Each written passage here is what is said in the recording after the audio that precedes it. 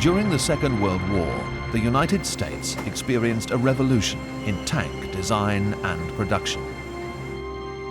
As Hitler's army swept through Europe, America transformed itself from an isolationist backwater to an industrial giant, producing vast numbers of tanks to challenge the Axis forces. Its war-winning weapon was the Sherman.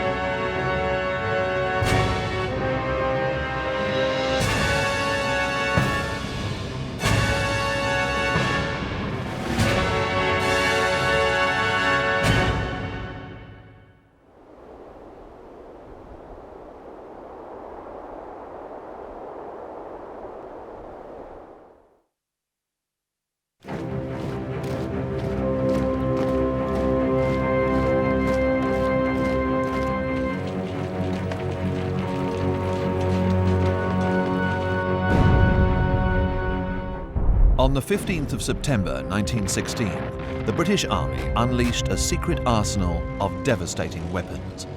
The German press called them the Devil's Coaches, but back in Britain they were heralded as the key to winning the war. Many soldiers shared this belief and were willing to endure toxic fumes, deafening noise and poor visibility to use this new weapon, the tank. Unlike France and Britain, by 1917 America had not developed its own tanks, nor had it been exposed to tank warfare before it joined the Allies on the Western Front. But US generals did draw one definite conclusion from what they had seen on the battlefields of northern France. The experience that the Americans brought back from the First World War was that the tank existed to support the infantry. And that's essentially what it was used for in the First War. So all the American thought, doctrine, development goes into an infantry tank. It's taken to such an extreme that in 1920 the Americans abolish the tank corps and they hand over tanks and tank development to the infantry. Aircraft are coming to the fore at the end of the Great War. Both the US Army and the US Navy are trying to develop air power. And so there's lots of inter-service rivalry, and lots of the limited money that's available goes towards air power rather than towards armour. So during the 1920s and 30s, tank development was not considered a priority. Some prototypes were developed, but even these were subject to severe constraints. American tank development really is stagnant until the 1930s. Even then, when they start to think again about tank development, they still can't produce anything which is more than about 15 tons in weight, because that's what American bridging equipment will take. By the late 1930s, America's tank arsenal consisted of a few hundred light tanks left over from the First World War. Although there was no pressure to kickstart medium tank development, designers did look at the latest technologies. Right up to the outbreak of the war in September of 1939, American armoured forces are very much focused on light tanks. And in fact, they'd passed up really the J. Walter Christie suspension system, which of course appeared on in the medium tank range. The Christie suspension was actually a pretty good system. The British used it for one of their tanks and the Dutch used it. The Americans didn't, probably because it was a little bit over-engineered. In some ways it was a bit ahead of its time. Also it was very noisy and squeaky. So the element of secrecy would have been lost if you'd used Christie suspension. As the US government struggled with the Great Depression during the 1930s, military spending slumped even further. With less money to go round, the US Army favoured light tanks because they were cheaper to produce and because they could replace the cavalry horse. The two cavalry divisions by the early 1930s had realised that cavalry had probably had its day. Well, they were very reluctant about that, But for them, obviously, that meant that cavalry's primary function of going rapidly behind enemy lines, disrupting enemy communications, that could be best served through a light tank. And that's what, of course, America went for, which was the M2, which could travel at 37 miles per hour, but was very much undergunned and very much under-armoured. So although, as I say, it was good on blitz, it wasn't very good on Krieg at the end of the day. It's very good on the sort of speed factor. So by 1939, the US finally had its own tank ready for production, and a mechanised cavalry brigade was created. Amid intelligence of a newly formed German tank division, there was pressure for the brigade to be organised along the same lines. But American generals did not see war as an imminent threat.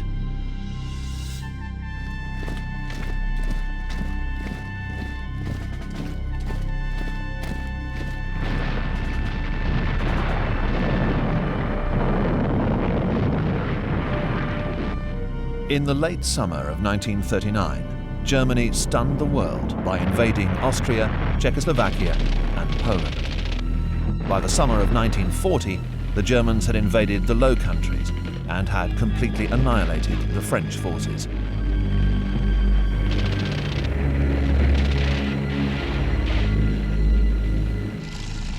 The British, who fought alongside the French, were forced to abandon their tanks on the beaches at Dunkirk. Nobody could understand how Germany managed to crush its opponents when its tanks were no stronger than those of Britain or France. The reason the Germans do so much better than the British or the French is not because they've got more tanks, not because they've got better tanks, but because they know how to use them as part of an integrated whole.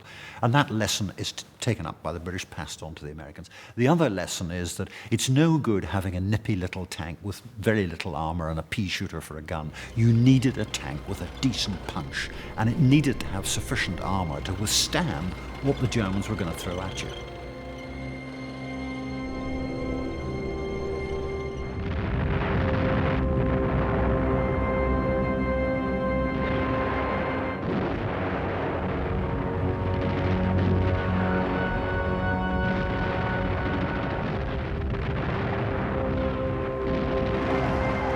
Across the Atlantic, the shockwaves were just starting to be felt. It was clear that if America was to enter the war, it would need a tank that could at least match the German Panzer Mark III. The M2 was not nearly capable of doing this. But after losing nearly all of its tanks at Dunkirk, Britain also needed to re-equip its armoured divisions as soon as possible. America, with its huge steelworks and car factories, was perfectly equipped to produce tanks on a mammoth scale. So funds were made available to design the successor to the M2. But the German army had already started to upgrade the Panzer III. For the Allies, time was running out. The Panzer III was no better than anything that the British or the French had in 1940. In fact, in many ways, it wasn't as good. Similarly, there weren't a huge number of them. And it was very quickly superseded by the Mark IV, which was a much better tank.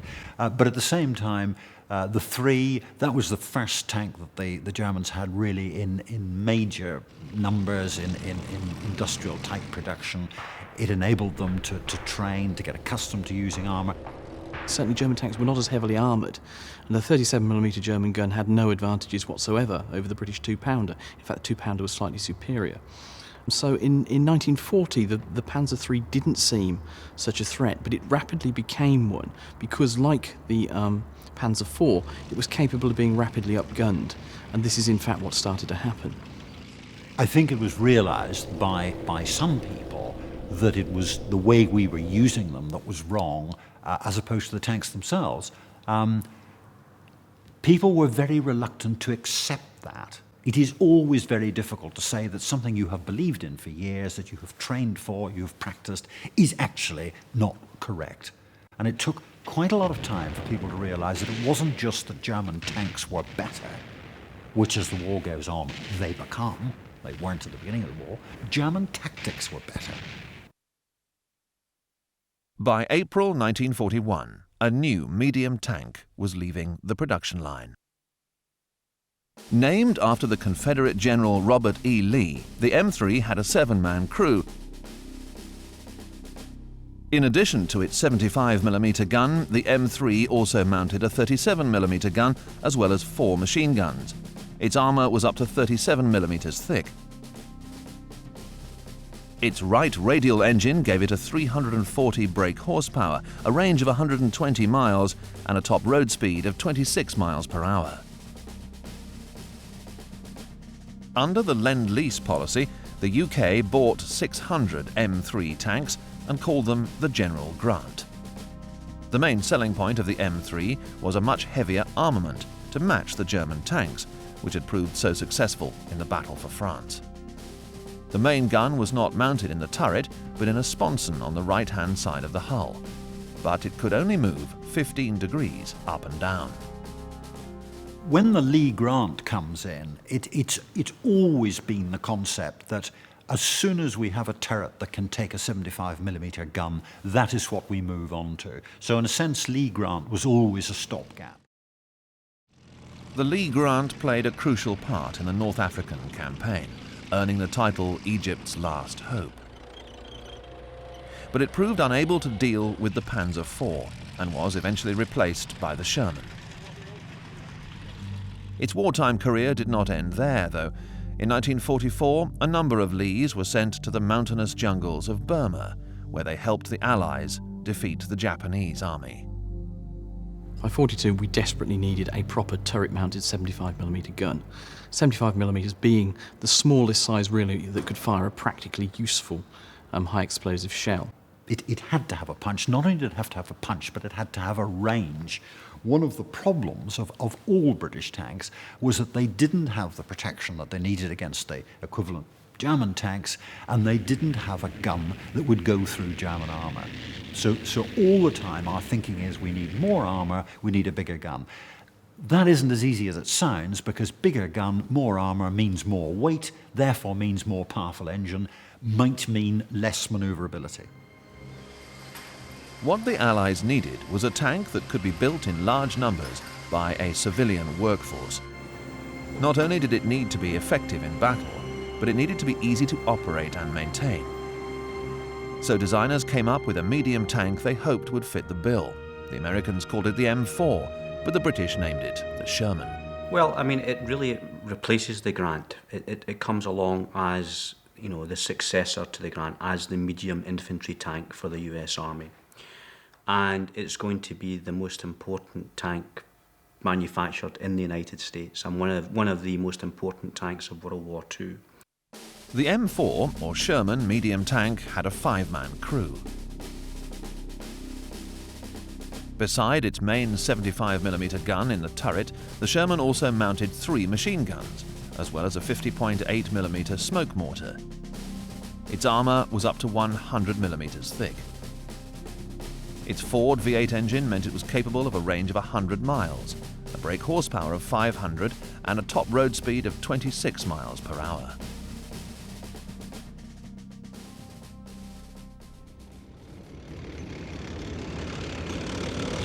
I think the thing about the Sherman was that it conflates in many ways the idea of a light tank and a medium tank into one tank, and that's one of its great selling features. I think for both the British and ultimately for the Americans. The Sherman uses quite a lot of the Lee Grant features. It uses the same suspension, initially uses the same engine, uses the same transmission. The big difference is that the Sherman has a cast iron and later a welded hull, which is much safer than having one that's riveted. The only real differences were the deletion of the escape hatches, which provided a weakness in the armour, which were rapidly recognised. Actually, you wanted, instead of having increasing crew survival by enabling them to get out, probably better if the shell didn't get in the first place.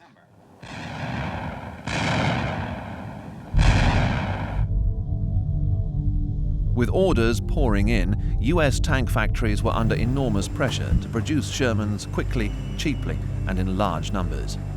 Although the Chrysler plant in Detroit was geared up for mass production, many factories had to be built from scratch. And because the Sherman inherited many features of the Lee Grant, existing assembly lines could be easily adapted without causing a drop in production.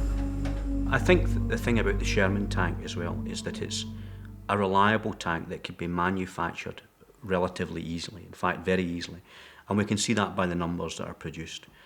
Some historians have put the figures as around about 49, 50,000, but there are figures which claim as many as 58,000 of these tanks were produced.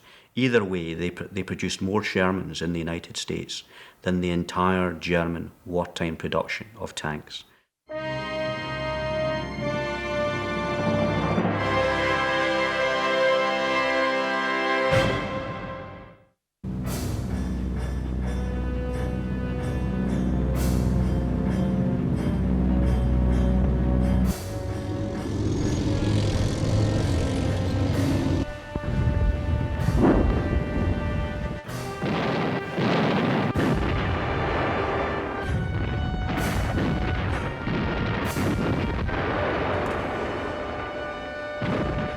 The Sherman tank entered service with the British 8th Army in Egypt in the autumn of 1942. After months of bitter fighting against Rommel's army, the men were demoralised and exhausted. The British general, Montgomery, faced a bleak situation. He needed to prepare his men to stage a final battle to kick the Axis out of Egypt once and for all. The arrival of 300 Shermans could not have been more timely. I mean, the Sherman performs very well in the Western Desert. There are already Sherman tanks with the British 8th Army at El Alamein, and they do extremely well. And they're clearly a match for any of the Italian tanks, and also, I would argue, for most of the German armour that's in the theatre as well. So it starts off well with its 75mm gun and a reliable engine and a technically and mechanically a reliable tank. The Sherman arrives just in time for the Second Battle of Alamein, and in fact there are 300 of them when that battle starts. And they were generally welcomed. Everybody said, whoopee, at last we've got a decent tank. Very quickly, Montgomery is writing to the War Office saying this new miracle tank isn't actually all it's cracked up to be, because it's only just a match for the Mark IV. And given that German tactics at this stage are still a rather better than ours are, the Mark IV versus the Sherman, the Mark IV will generally win. Well, when the Sherman started to enter service, really the Panzer III, which was one of the principal threats that had been taken into account when it was being designed, was becoming obsolete and was being replaced by the later versions of the Panzer IV with the long-barreled gun. This immediately put the Sherman at a disadvantage because the Sherman only had a short to medium length weapon at the time, didn't have the muzzle velocity. But as crews got to know the Sherman's strengths, they also discovered its limitations. I think right from the beginning, it was realised that the high silhouette of the Sherman was a disadvantage. Now, admittedly, at least did have its main armament in the turret on the top, which the Grant, or the Lee Grant, did not. But even so, it was still a very high tank, and that was undoubtedly a disadvantage. How did the crews cope with it? They learnt how to use ground. They learnt how to camouflage. Perforce, they had to. The high turret was never good. In some respects, in the open desert, you could see a tank anyway. It didn't really matter how high it was. The moment you're moving into more undulating terrain, the Sherman is less able to make use of small undulations than lower tanks are. The high silhouette of the Sherman is a problem. It's a problem for any tank design, and particularly when you've got very effective German anti-tank defences, and the 88mm is a very effective weapon. This whole profile of the Sherman is a problem for it, and in part it's going to account for the losses that it's going to sustain in combat.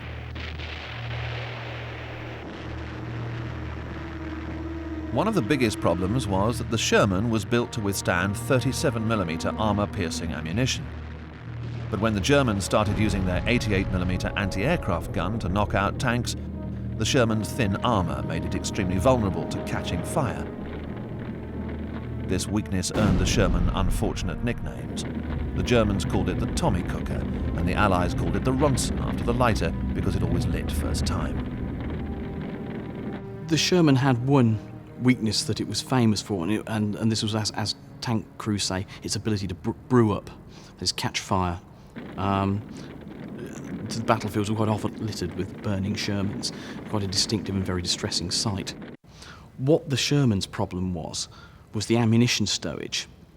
The ammunition was stowed too high up, and what tended to happen is that either a penetrating tank hit, or indeed in some places just a tank hit on the outside of the hull, would transmit shock through, and it would rupture the cordite propellant, and that would catch fire and cause terrible fires. Despite these problems, British and American crews had many reasons to be pleased with the Sherman.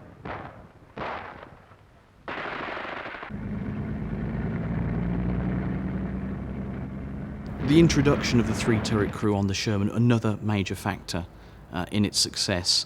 It was the key to German success, and once everybody else adopted it, the Russians adopted it on the T-34-85. The whole point of having three crew members was the fact that the loading and firing of the gun were kept separate from the commander. The commander could direct all his attention to focusing the firepower and the manoeuvre of the tank, finding the targets, focusing them, doing the manoeuvre, and that is the key to successful tank warfare. In December 1941, the United States declared war on the Axis. In what became known as Operation Torch, troops landed in North Africa the following November. But by early 1943, the American Army was impatient to take on the Africa Corps, which by this time had been pushed back to Tunisia.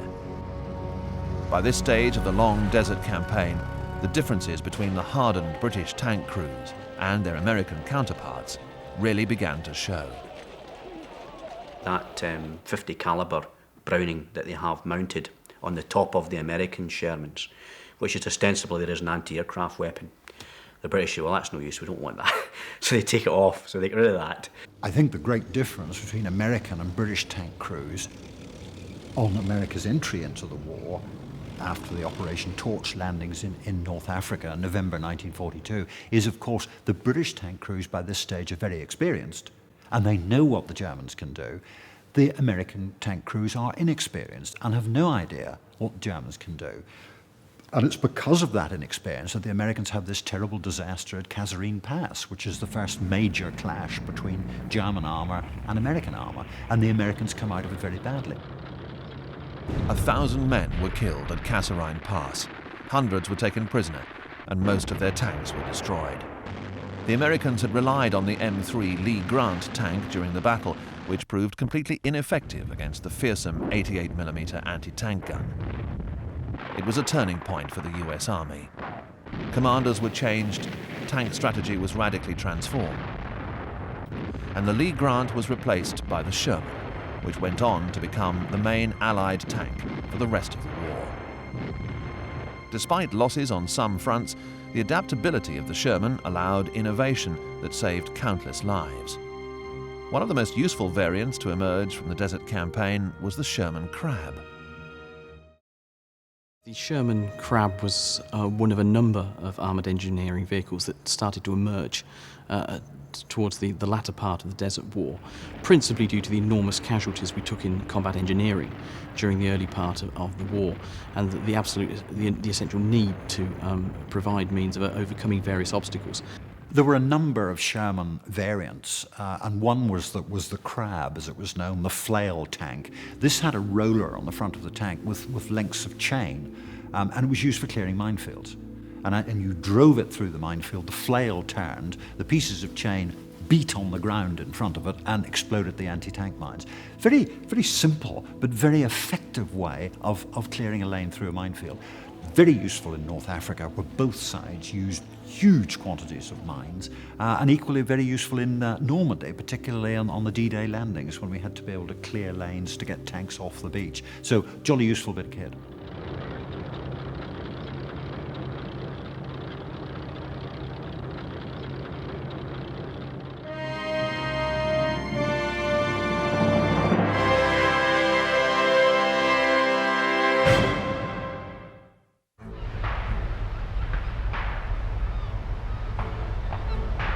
In 1943, a small Allied force invaded Sicily, and over the following months fought its way up Italy's mountainous spine.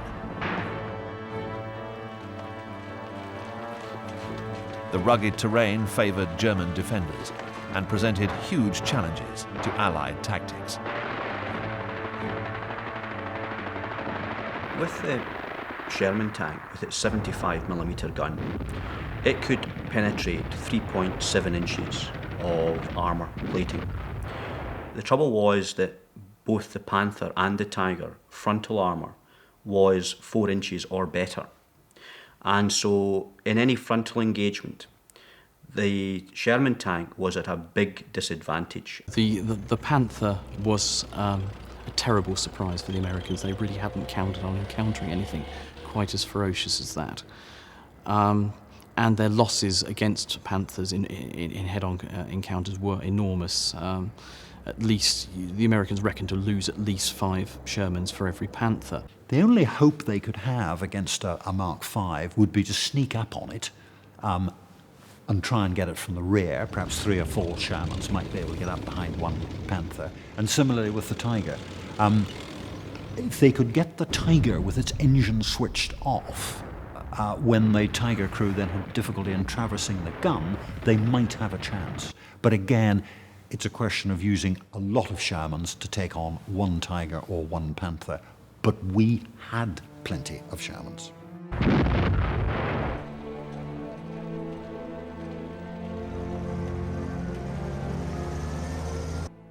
The German tank's standard gun was the famous 88mm. It started life as an anti-aircraft gun and was adapted to protect German warships from enemy planes. But the most devastating use for the 88mm was as an anti-tank gun. No other weapon struck fear into the hearts of Allied tank crews in the way the 88 did. No Allied tank could withstand a hit from the 88. This included the Sherman.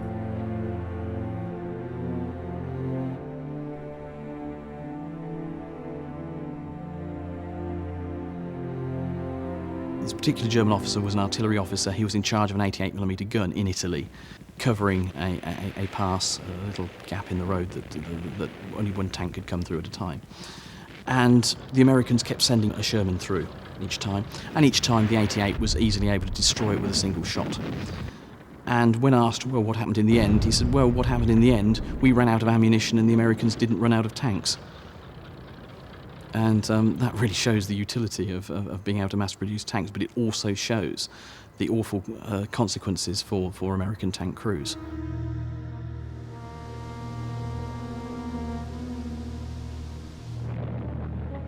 Italy isn't a good country for tanks, certainly once we get into the mountains. So really the tank in Italy is a mobile gun. It's not able to operate widely. It's not able to go for great flanking sweeps because the ground doesn't allow it to.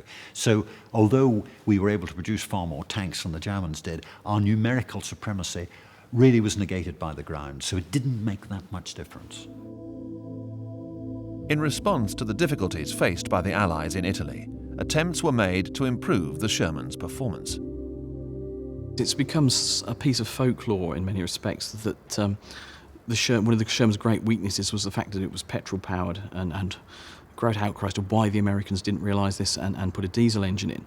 Well, they did. Over 11,000 Shermans had diesel engines.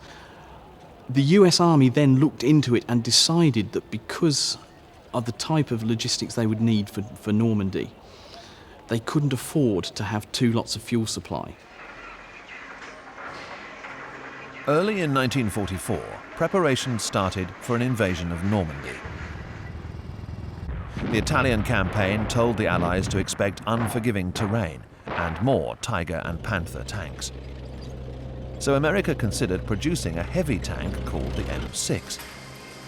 But making this new model would mean changing assembly lines and causing production levels to drop. The Allies were left with little choice but to upgrade the Sherman.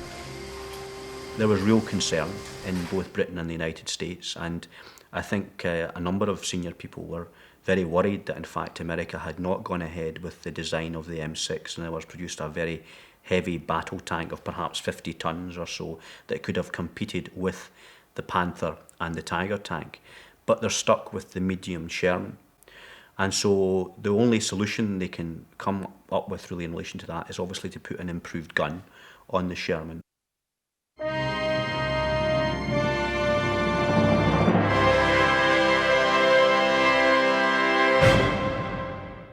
This new up-gunned Sherman was called the Firefly.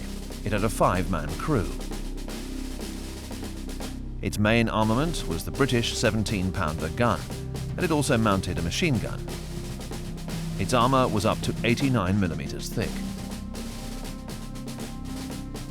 Powered by an A57 multi-bank engine, the Firefly had a range of 100 miles, a brake horsepower of 425, and a top road speed of 25 miles per hour. Obviously, by 1944, when we get to Normandy, there is a major problem with the Normandy campaign.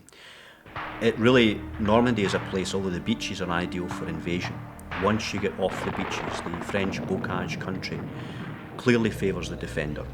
You have these earthen banks with stout hedging on the top of them, and the Germans, of course, are able to place mechanised infantry with anti-tank weapons behind those kinds of defensive perimeters, and backed up, of course, by Tiger tanks and Panther tanks.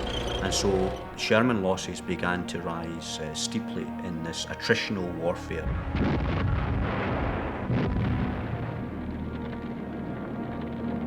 Despite the difficult terrain, the Firefly performed well, and its bigger gun worked wonders for British morale. The Firefly was the one Allied tank that had a chance with a Panther and could even take on a Tiger if it was lucky. All the Firefly was a bog-standard Sherman, but instead of the 75mm gun, it had a British 17-pounder gun put in the turret.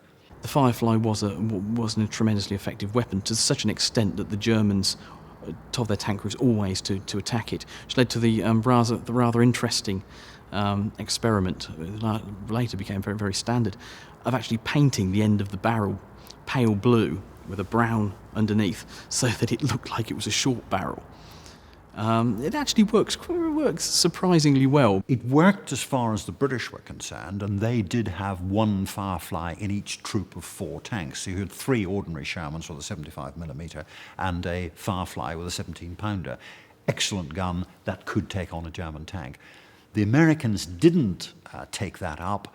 They preferred to use their own American 76mm gun, which actually wasn't as good. The Americans didn't want big guns put in tanks. They wanted possibly big guns put in tank destroyers, but they had their own designs of big gun which they thought would be perfectly adequate. They hadn't factored in the Panther into this at all. Leslie McNair didn't want to put bigger guns in. He was greatly opposed to putting even the American 76mm high-velocity gun into a tank. And it wasn't really until after he got killed in a blue-on-blue accident by the United States Army Air Corps, when he was visiting the front in Normandy, that really this whole logjam got cleared.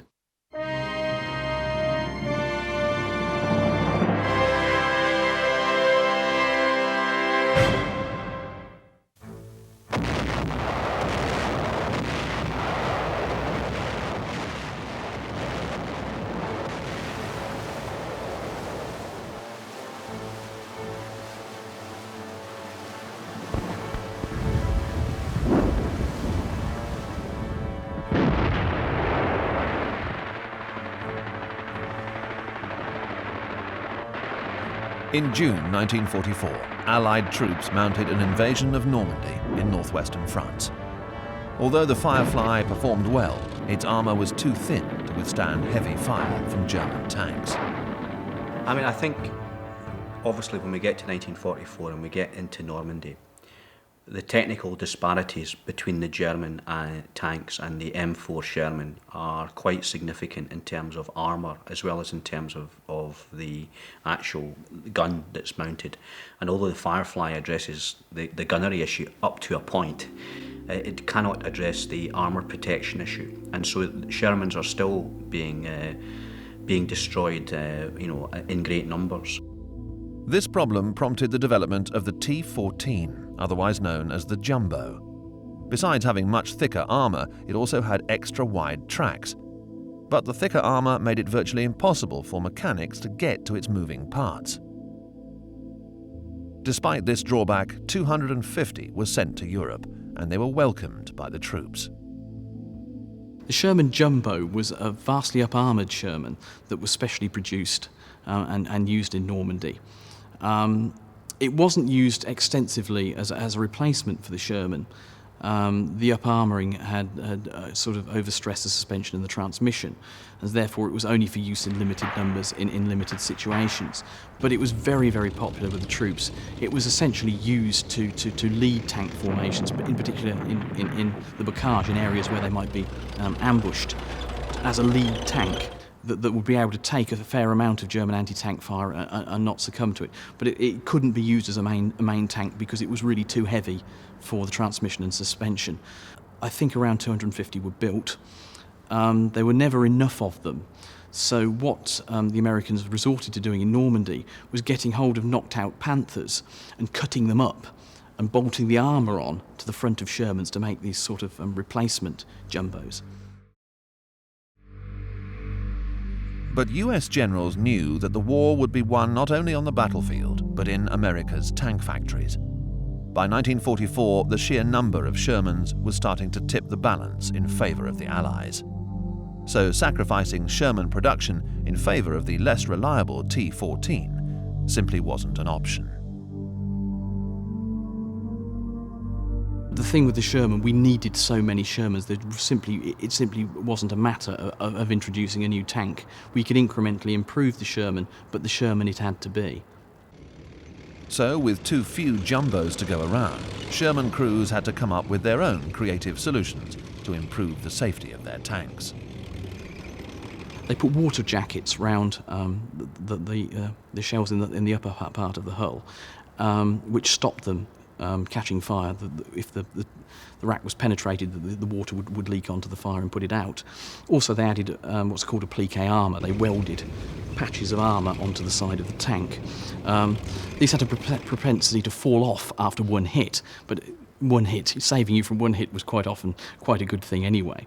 So it had done its job. Certainly, the Americans found after Normandy that of the Shermans without the water jackets on there, the water protection to their magazines, 60 to 80% caught fire when hit, and it went down to about 15% when you fitted the wet protection to the magazines. So that did have a considerable effect on the propensity for the Sherman to explode in flames. But despite these attempts to improve the Sherman's armour, it was never as protected as the Tiger or Panther, and many of these modifications did little more than improve crew morale.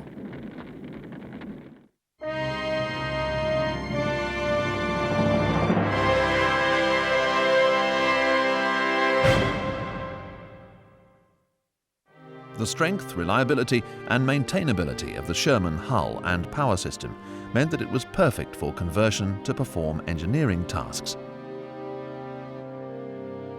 Shermans were rearmed as rocket launchers, flamethrowers, self-propelled artillery and mine layers. For these roles, the tank chassis was adapted to take 105mm howitzers, or up to 20 rockets. The flame guns were either the Canadian Ronson design or more commonly adaptations of the Crocodile system fitted to the British Churchill tank. The wide range of support variants emphasized the versatility of the Sherman hull. Besides the Sherman Crab, some tanks were fitted with Caterpillar bulldozer blades and were used to clear away damaged vehicles from a battlefield or carve a path through obstacles. Others were used to tow damaged vehicles away from the battle zone for repair. The bridge carrier was an important conversion. This involved clamping a mobile assault bridge to the Sherman hull using an A-frame. The carrier would then be lowered into place over the stream or gully and released. The Sherman variants, I think obviously people are aware of often the flail tanks of the Scorpion and of the Crab. But there were two other variants. There was a beach armoured recovery vehicle variant. And this was a type of Sherman that was designed actually to go out into 10 feet of water and recover so-called drowned vehicles, vehicles that had, for some reason or other, ended up in the drink, as it were. And so it was designed to actually tow them off and retrieve them, and also actually free up beached landing craft and that kind of thing. So it performed a valuable function in that kind of capacity. One of the most famous Sherman amphibious conversions was the duplex drive, otherwise known as the DD. The DD was the name given to Sherman's encased in disposable buoyancy tanks. The duplex drive itself was a mechanism that enabled the tank to be driven by conventional tracks and, at the flick of a switch, by marine propellers. The development of the DD was prompted after a disastrous amphibious landing at Dieppe in 1942. It emerged in time for the D-Day invasion. One of the lessons from the Dieppe raid was that you needed to be able to get armour onto the beach at the same time as the infantry. Now, how did you do that? Well, there were two ways of doing it. You could either put 13, 14 tanks in a landing craft tank, drive it up to the beach and debouch your tanks. Difficulty, the landing ship tank was a huge target, and if it was hit coming in, then you lost all the tanks that were on it. Or you could swim in tanks individually, except the tanks can't swim. They're about as good in the water as a brick. The Normandy invasion saw the first trial of the revolutionary amphibious tank, the DD, or duplex drive. Quite a frightening concept in many ways. It was developed by the people who make lilos, who invented the lilo, and it comprised of a screen that was raised upon folding frame. And what it actually did, it was just increase the displacement, the water displacement of the tank, so that it would actually float. The tank was waterproofed, but all that this canvas screen did was increase it, and the tank sort of floated along rather precariously. You have this DD drive, a so-called duplex drive, because on land the tank is still powered in its normal way with its traction, but in water it's powered by two propellers, which actually could make it travel at 6 miles per hour, providing the water was relatively calm. This is not a sort of seagoing vessel that you would want to be in any type of rough weather, which is why they lost so many of them in the actual invasion of Normandy on the 6th of June 1944, because the channel was still very rough.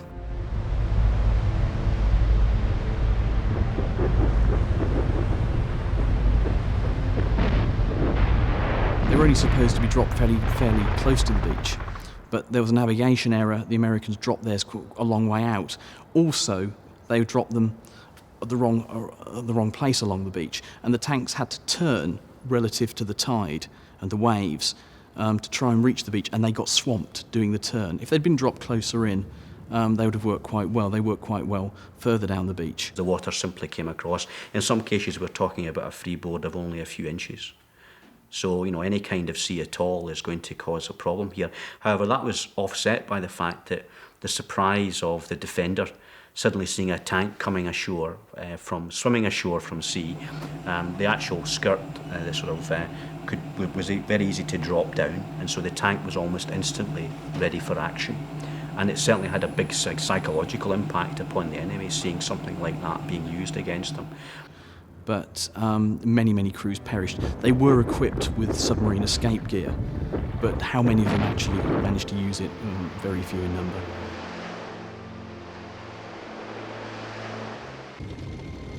The Sherman earned its place as the main battle tank of the Second World War. Although not a match for the largest German tanks, its reliability and speed earned it respect among tank crews. Its strong, adaptable hull made it perfect for conversion, but most importantly, its simple design meant that it could be assembled in huge numbers by a civilian workforce who, until 1940, didn't know what a tank was. In the end, the German army just could not fight against the tidal wave of Shermans. It truly was the Allied workhorse that helped win the war. This was an exceptionally good, reliable, versatile, medium tank that really did far more than one could have expected of one tank design. It really was an exceptional tank in terms of the fact that it served throughout really the bulk of World War II and performed in so many different and diverse tasks, from really El Alamein in the Western Desert, through the Italian campaign, through the invasion of France, and ultimately into the actual seizure and conquest of Germany. So in terms of this as a medium tank, it's clearly one of World War II's finest tanks. It was incredibly reliable, it was capable of being upgunned, it was capable of being up-armoured, and in many respects, it was the sheer fact that it was available in such numbers. It was such a producible design. The Sherman was never a terribly good battle tank. It was really only about on a par with the German Mark IV, and that had been superseded twice in the German army. Nevertheless, it was reliable, it was relatively easy to maintain, and because it was produced by industry in 11 different plants, including one in Canada, and using assembly line procedures, it could be produced by the thousand. In fact, 55,000 roughly of Shermans were built during the war. Yes, it had disadvantages. Its gun wasn't anything like big enough. It wasn't well enough protected. It had a distressing habit to blow up. But because there were so many of them, we win, not because it's a better tank, but because we've got far more of them. One Panther might be equivalent to 5 Shermans, but you're far more likely to have 5 Shermans on the day than you ever were to have one Panther.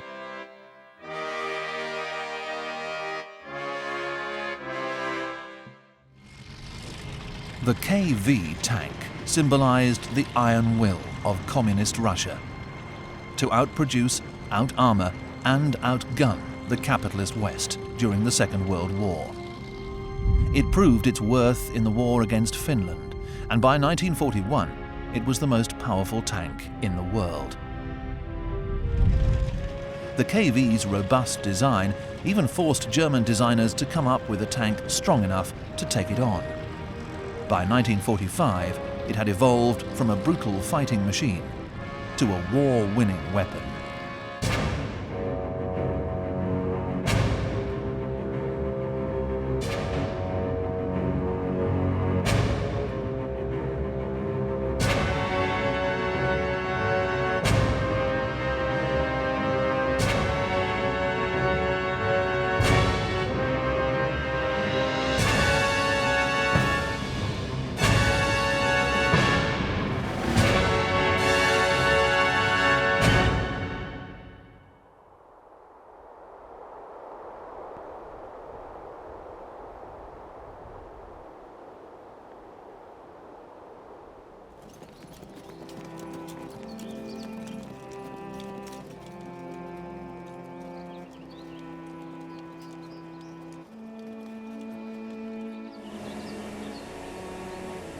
In the first half of the 20th century, Russia transformed from a rural backwater into an industrial colossus, which by 1941 had produced the world's most indestructible tank.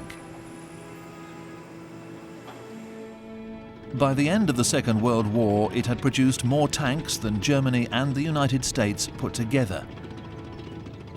But Russia was a relative latecomer to tank design and production.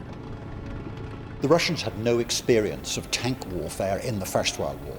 The Eastern Front, wide open spaces, massed cavalry was effective on the Eastern Front, which it never could be on the Western Front. So there was really no push towards mechanization on the Eastern Front. First time the Russians come up against tanks in any number is during the Russian Civil War, 1919 onwards, when the Bolsheviks, who've seized power in 1917, are fighting the White Russians, a mixture of Mensheviks and monarchists.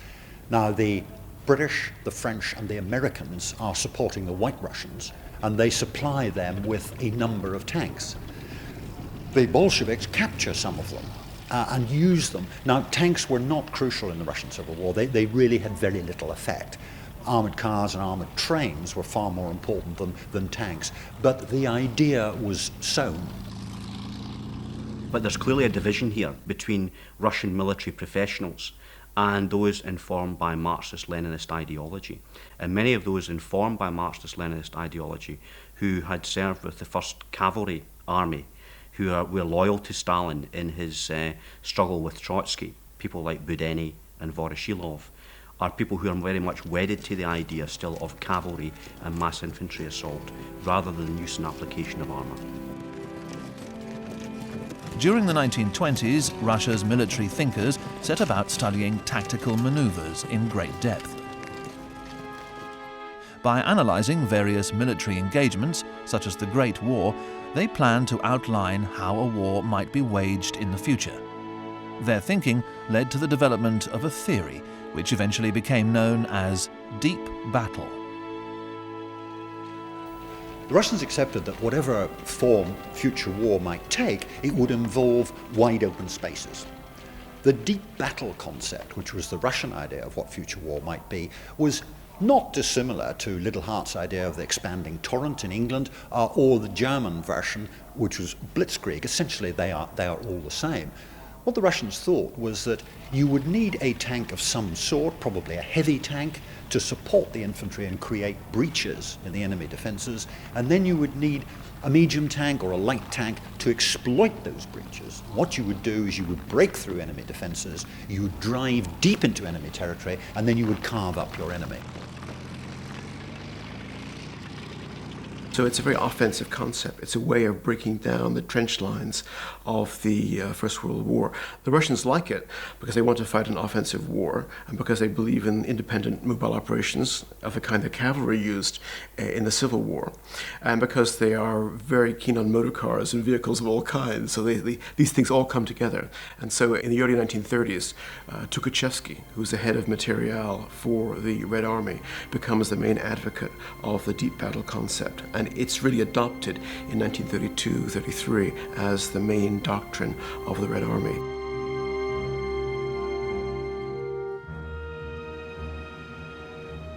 The Soviets knew that in order to defeat a capitalist coalition, they would need to modernize and equip their army with weapons and armor far superior to those of their enemy.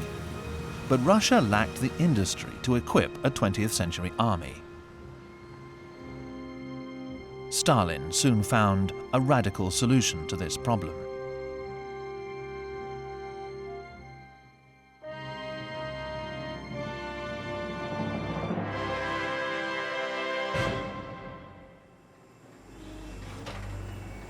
In 1928, Stalin introduced a drastic program to kickstart production.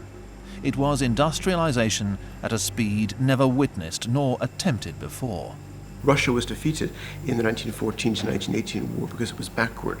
It was defeated in lots of other wars because it was backward and trying to catch up with other states. And Stalin's whole idea in the 30s is that Russia won't be backward anymore and it will have modern armed forces.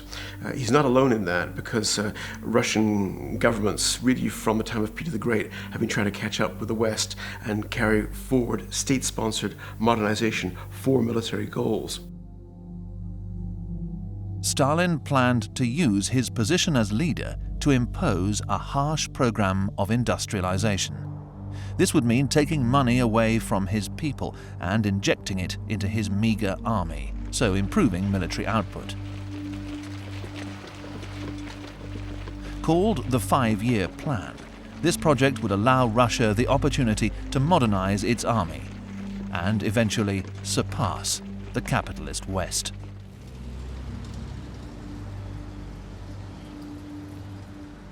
As the 1930s beckoned, Russia stood on the brink of an industrial campaign of modernization, the likes of which the world had never seen before. Whilst effectively starving his own people, Stalin poured money into the development and production of military hardware. In 1927 to 1932, Stalin carries out the first 5-year plan. And this first 5-year plan is about industrialization, it's about steel mills, it's about importing technology, it's about building tractors, it's about building cars and other kinds of vehicles, it's about building aircraft. It's also very much geared towards national defense. And when Stalin is trying to sell the idea of industrialization and to sell the idea of the fast pace of industrialization, he justifies it on the grounds of economic modernization of the military. Stalin has this very, very strong view of socialism in one country, the idea that capitalist countries are out to destroy the Soviet Union and this alternative Marxist-Leninist vision. And so that's clearly something that informs the ideologues and Stalin himself in terms of how he reacts in relation to Western powers. There's no question about that.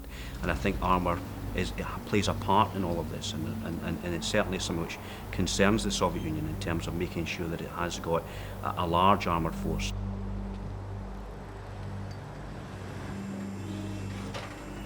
In 1931, an enormous tank-building program was launched.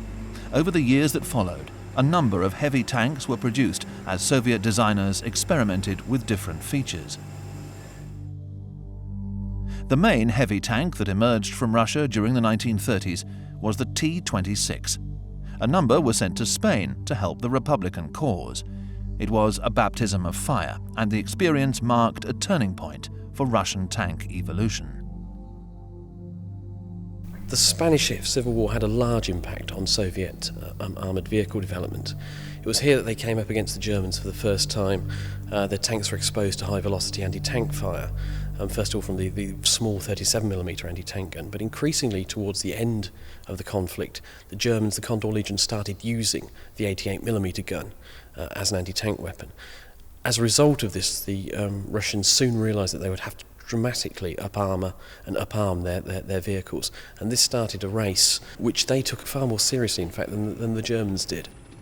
So as a result of the experience of being in Spain, tactically, the Russians learn important lessons. They have better armored tanks, and they go for the diesel engine as a more reliable power source. So you have a kind of paradox. On the one hand, the kind of operational lesson is the wrong one, that you can't use tanks independently.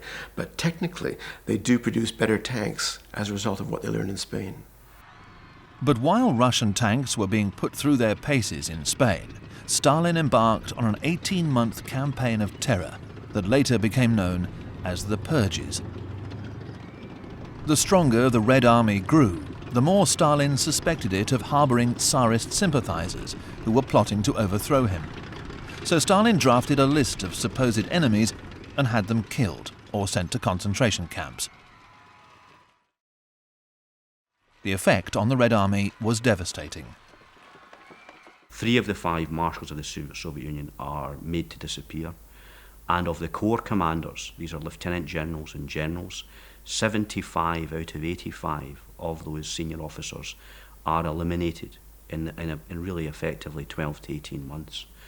At a divisional level, over half of the divisional commanders are also essentially killed or in some cases placed in gulags. Some of those officers actually are going to be resurrected, of course, once the war with Germany begins, and they are actually going to reappear again in 1941 and 1942, but not before, as I say, over half of the divisional officers are killed, 75 out of 85 of the corps commanders, and 3 of the 5 marshals of the Soviet Union. Those that are left, from all levels, from general down to second lieutenant, are very careful about taking a decision themselves.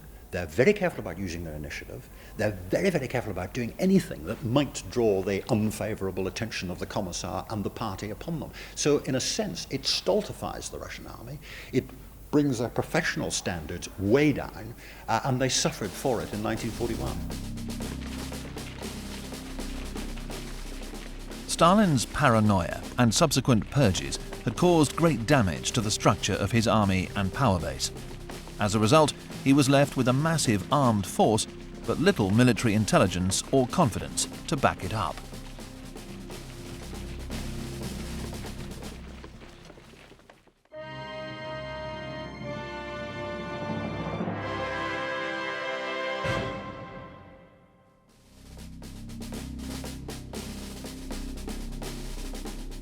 By the end of the 1930s, Russian designers were experimenting with a number of heavy tank designs. The experience of Soviet tanks in the Spanish Civil War had clearly demonstrated the weakness of their armour against German 37mm anti-tank guns. So in 1937, the Directorate of Armed Forces issued a new specification. Further heavy tanks would have to be sufficiently armoured to withstand fire from a 76.2mm gun and be powered by a diesel engine. Several models were produced, one of which was the KV.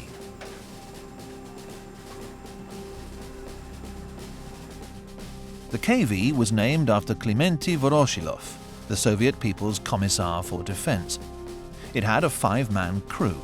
It mounted a 76.2mm gun with 3 7.62mm machine guns. Its armour was up to 106mm thick. The KV was powered by a V2 diesel engine capable of 500 brake horsepower, a range of 225 kilometres and a top road speed of 35 kilometres per hour.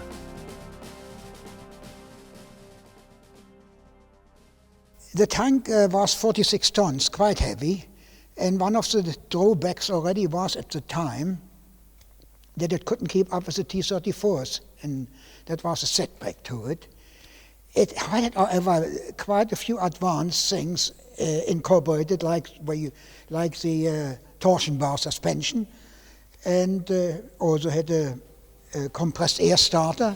But in general, it was a bit long for its design, and the steering was rather primitive and gave often trouble. That was its weakest link, really, the steering system.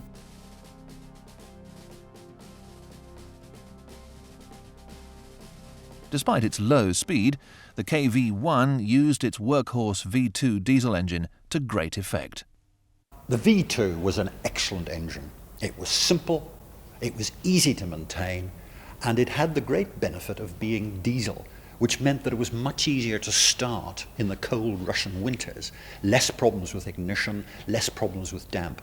But when you think about it, that engine didn't really change very much. Right up until the late 60s, the Russians were still using essentially that same engine on all their tanks.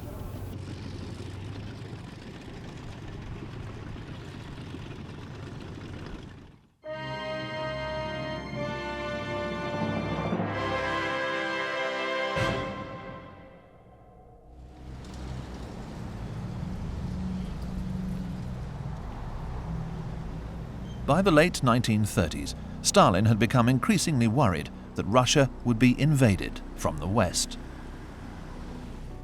This fear was intensified by the fact that Leningrad, with its population of 3.5 million, was just 32 kilometers from the Finnish border. Stalin approached the Finnish government with requests, including one to build a naval base, all of which were refused. So in November 1939, he ordered the invasion of Finland.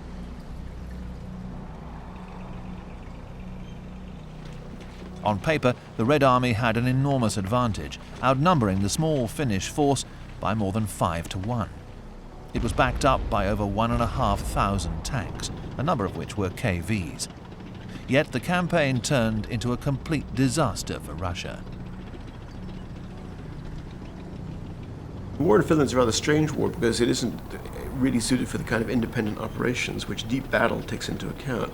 It's much more like the First World War than anything that will come later on. And in particular, there's a problem of getting through the Mannerheim line, which is the line of Finnish field fortifications between Leningrad and Finland. It's very hard to break through those lines. They've got mines, they've got anti-tank guns, they've got concrete pillboxes, and so on. And so, in a way, the KV is suited for that more than it is suited for operations in the open steppes of Ukraine or even in Belarusia, because it's a relatively slow tank, but a very heavily armored one. In order to successfully overrun the Finnish fortifications, the Soviets knew their attack would need to be well concentrated and executed perfectly. However, the effect of Stalin's purges on the Red Army was also starting to show. Men were poorly trained, and most of their tanks were not equipped to deal with the anti-tank guns and minefields of the Mannerheim line. That is, except for one.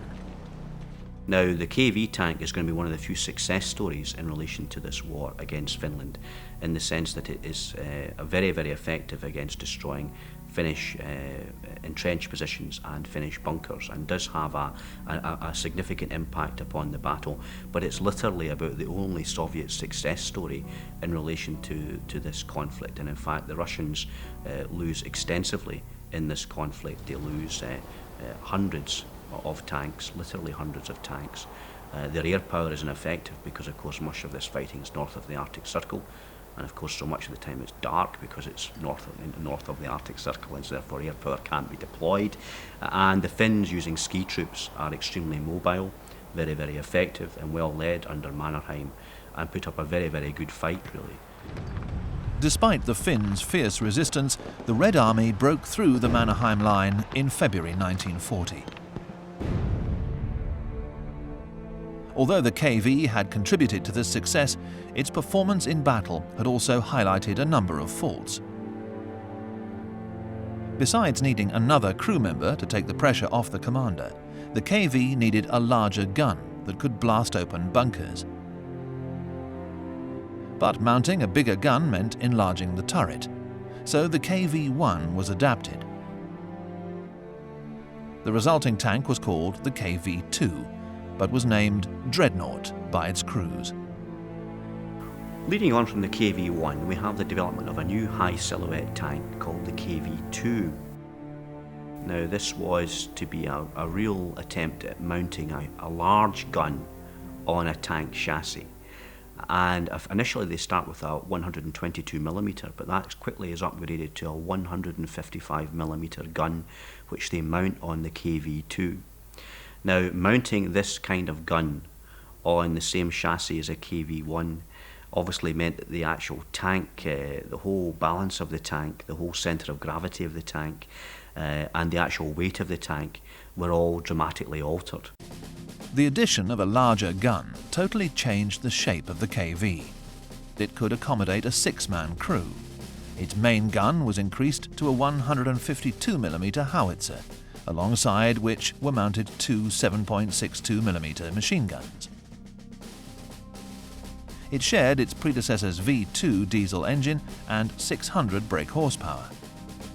The KV-2 had a range of 200 kilometers and could hit a top road speed of 26 kilometers per hour.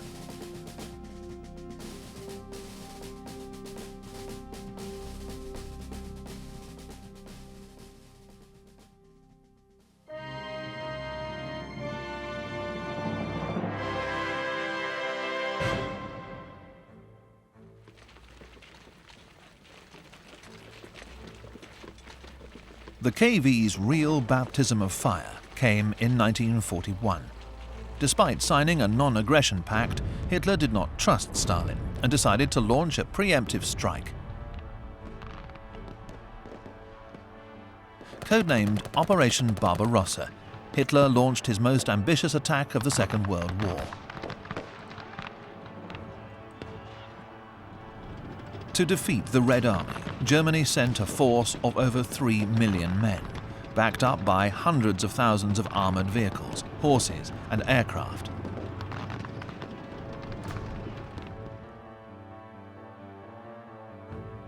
Their aims were to capture Leningrad, Moscow and Kiev.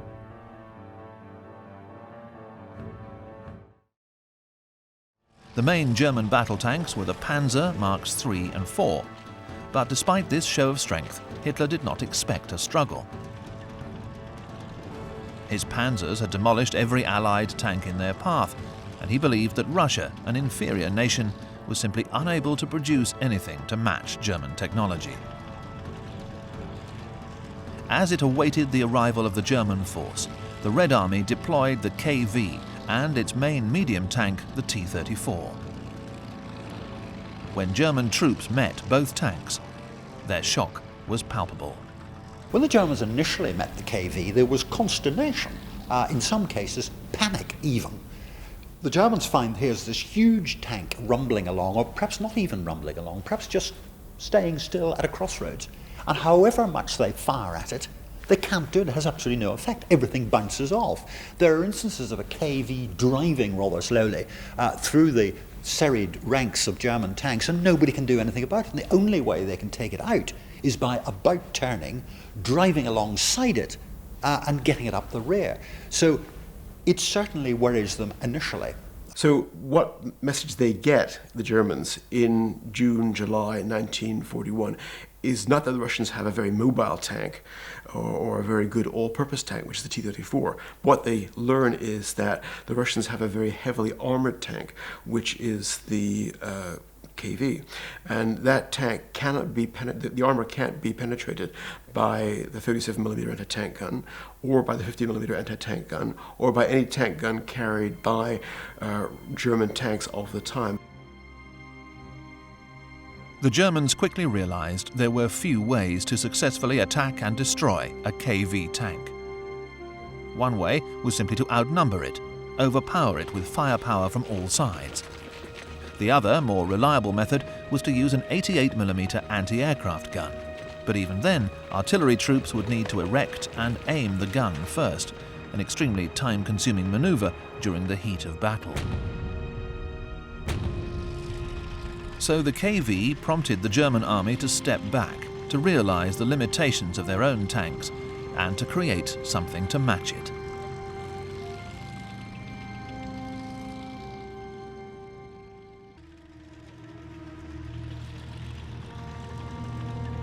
By 1942, Hitler's army had pushed well into Russia, seizing towns, villages and cities.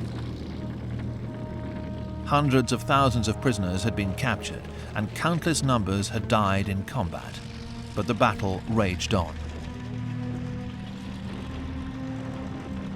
Hitler thought that the defeat of the Red Army was possible, but dependent on a steady, relentless onward march.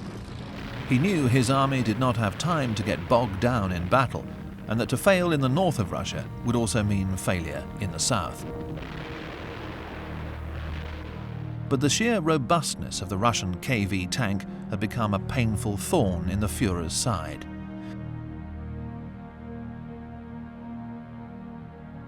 German troops reported again and again of how the KV tank had prevented their advance and of their frustrating inability to effectively destroy it.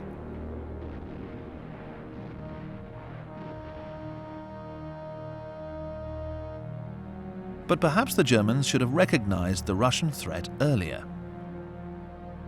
Back in the late 1930s, the two powers had sustained an uneasy partnership. After expressing their mutual desire to control Poland, they had worked together closely to discuss the possibility of eventually dividing it up between them. Both countries had been privy to one another's affairs, as well as to one another's military capabilities.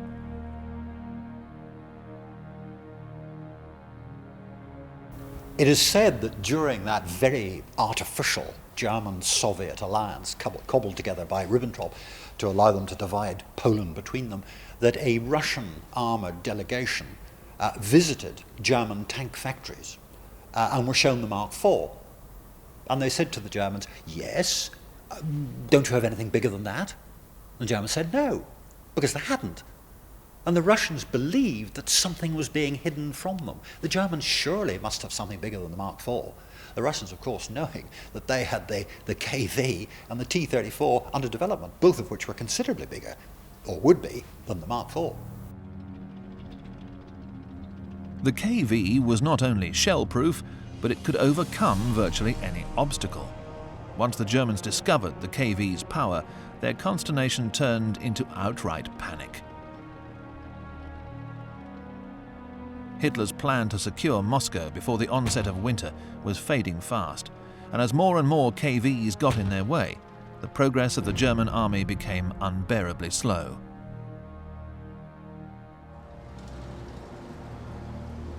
The bitterly cold weather soon kicked in.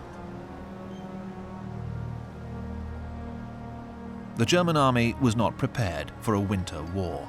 Panzers continually broke down as they could not deal with the mud and snow, and their dependence on petrol meant that their engines wouldn't start in the plunging temperatures. There was no antifreeze, their weapons wouldn't work, and there were not even enough supplies to clothe and feed German soldiers. These problems delayed the march on Moscow and allowed the Soviets enough time to call up reinforcements to defend the capital. However, the situation remained precarious for the Red Army. As new tank divisions were employed to defend the front line, Soviet commanders became increasingly aware that their tank crews were extremely inefficient and unable to control their own vehicles effectively. Thanks to Stalin's infamous purges years earlier, there was no longer a coherent training regime or anyone with enough knowledge and experience to train new recruits. Having built up this tremendous doctrine, the whole operational art concept, the ability to carry it out, the necessary training, the training base of trained officers was wiped out. So it was in many respects all for nothing, and all that was left really was the tanks. At a sort of NCO level and at a sort of level of, a basic level if you like, the training was no more than in some cases an hour on tanks. And so you were expected to be able to drive a KV tank or a T-34 tank perhaps after 1 hour's instruction. And so this clearly was not very effective. You'd been drafted in from the infantry or the cavalry on that basis. In terms of the junior grade officers, in terms of the second lieutenants and lieutenants, many of them also had no real training in the operation of tanks in terms of how tanks should operate on the battlefield, either individually or collectively. And so in terms of crew training, there is a real problem in terms of Soviet armour, really right up until the end of 1942. Despite the inefficiency of Soviet tank crews, Moscow had been saved from occupation, at least for the time being. But north of Moscow, another calamity beckoned. By the end of 1941, Leningrad had become encircled by German forces. Its imminent invasion caused anxiety amongst the Russian hierarchy, not only from a territorial standpoint, but also because Leningrad was home to KV tank production. For Stalin, it was time to think the unthinkable.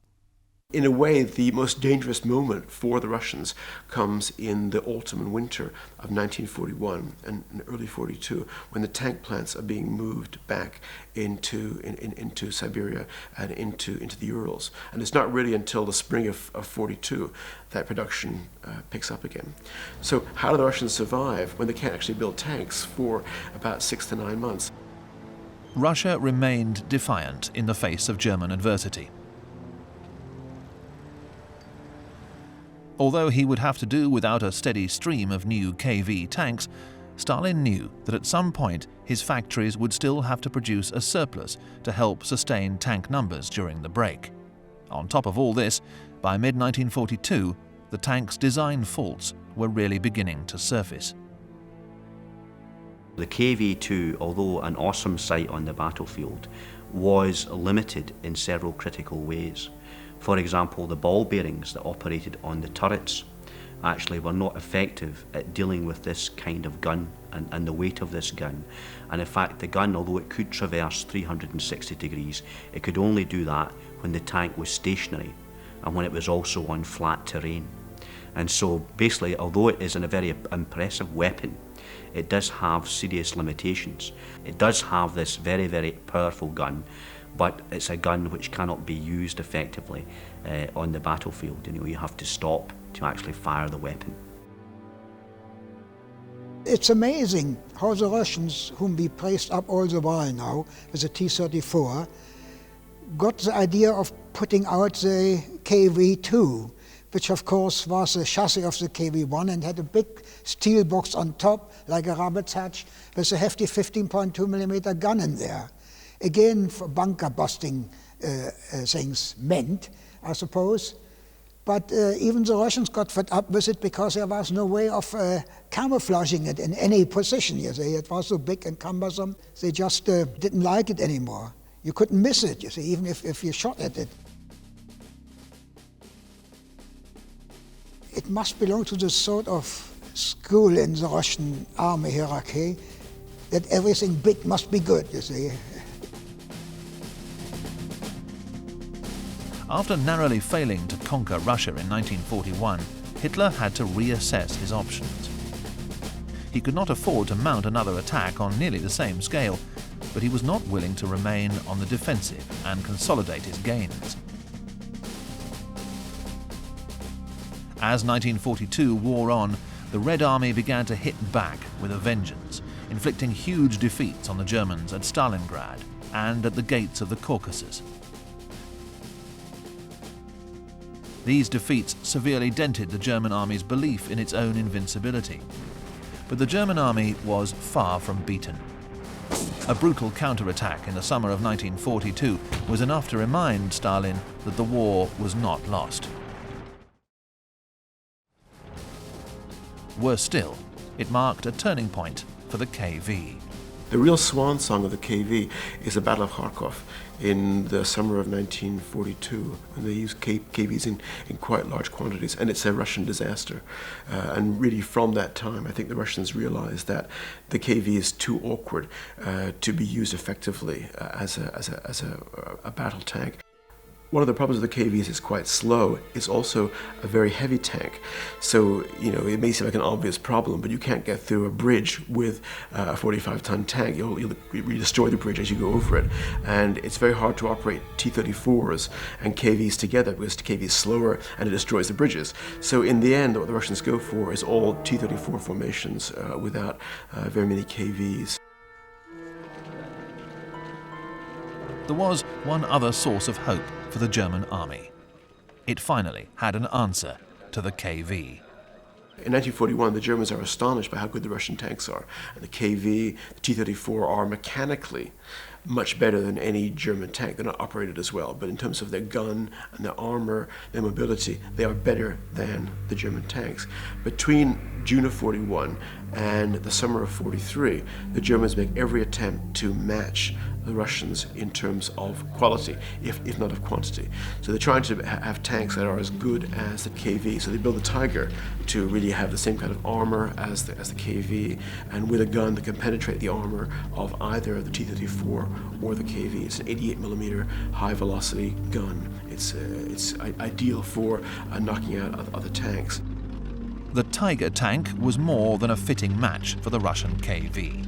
But at Kursk, the Axis forces discovered they could not compete with the sheer number of Russian tanks on the battlefield.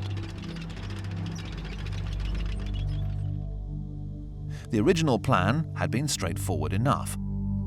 By July 1943, Hitler had recognized that a large Soviet salient had formed around the city of Kursk.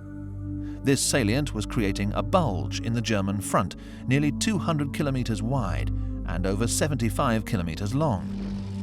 The bulk of the Red Army was stationed in this bulge.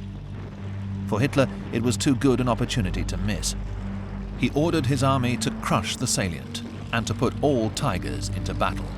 This was, however, against the advice of his generals, who had argued that there were not nearly enough Tiger tanks to ensure decisive success. Nevertheless, in what became one of the biggest set-piece battles in history, and the largest tank engagement of the war, Soviet tank crews came face to face with the Tiger.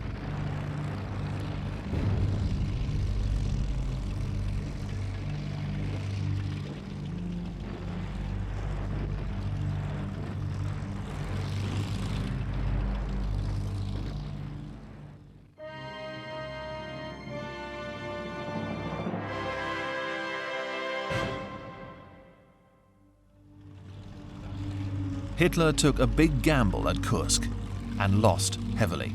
It extinguished any hopes he had of securing victory in the east. But this loss could not be entirely blamed on the ratio of tank numbers in the field.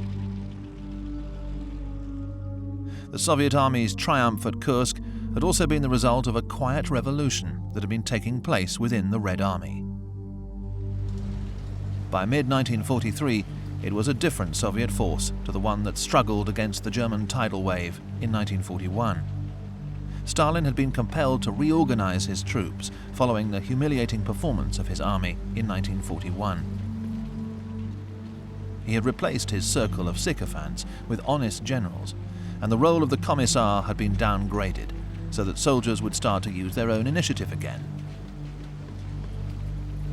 Nepotism had, at last, been replaced by a meritocracy. The Red Army's motorized divisions had also been reorganized along German lines, with the T-34 leading the way as the Soviet tank of choice. As time goes on, the KV becomes less and less relevant. It becomes less and less relevant for two reasons. First of all, once the tide of the war on the Eastern Front shifts and the Russians are no longer on the defensive, then for offensive work, the KV is not the ideal tank. Nevertheless, they keep producing them because the assembly lines are there. It is still useful. They do upgrade it as time goes on. They up-armour it. It's the same tank, but they improve it. Eventually, of course, they get to the point where there's been so much extra armour put on it that it can no longer work with the T-34. So it is then put into separate units. But the Russians are still thinking in terms of heavy tank.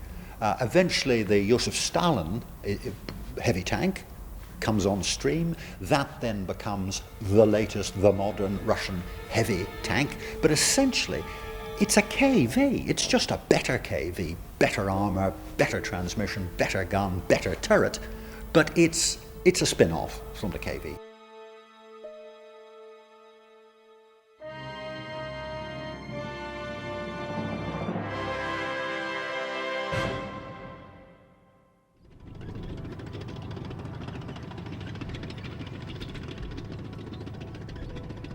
The changing tide of the war and the threat of the Tiger tank spurred Soviet designers to come up with an upgraded version of the KV.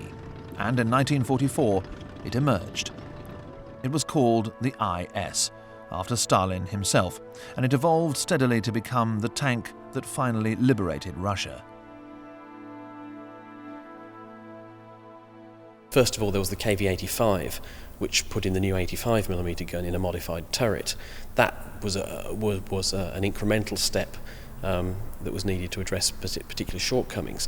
However, a redesign was also undertaken, and basically the automotive parts of the KV design and the chassis became the basis for the IS-1 and the IS-2 tanks. Development of the IS tank series had only started in 1942. But due to the impressive performance of the Tiger tanks during the Kursk battle, Soviet officials decided to push their new tank into general production much earlier than initially planned. Just 1 year later, the first IS tanks were rolling off the production line. Various versions of the tank were tried and tested until eventually the IS-2 emerged.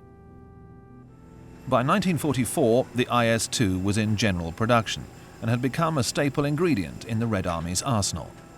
It worked well to symbolize Russia's evolution in the tank development process and served as a fitting statement of strength against the dying Nazi dream. Well armoured, mounting an enormous gun, it was extremely reliable and spearheaded the victorious Soviet push towards Berlin. The IS-2 was one of the most powerful tanks to emerge during the Second World War. It had a 4-man crew. The IS-2's enlarged turret housed a 122mm gun, the largest gun ever to be mounted on a tank during World War II. Its armour was up to 160mm thick. Using the tried and tested V2 engine, the IS-2 had a range of 150 kilometres, and it could hit a top speed of 37 kilometers per hour.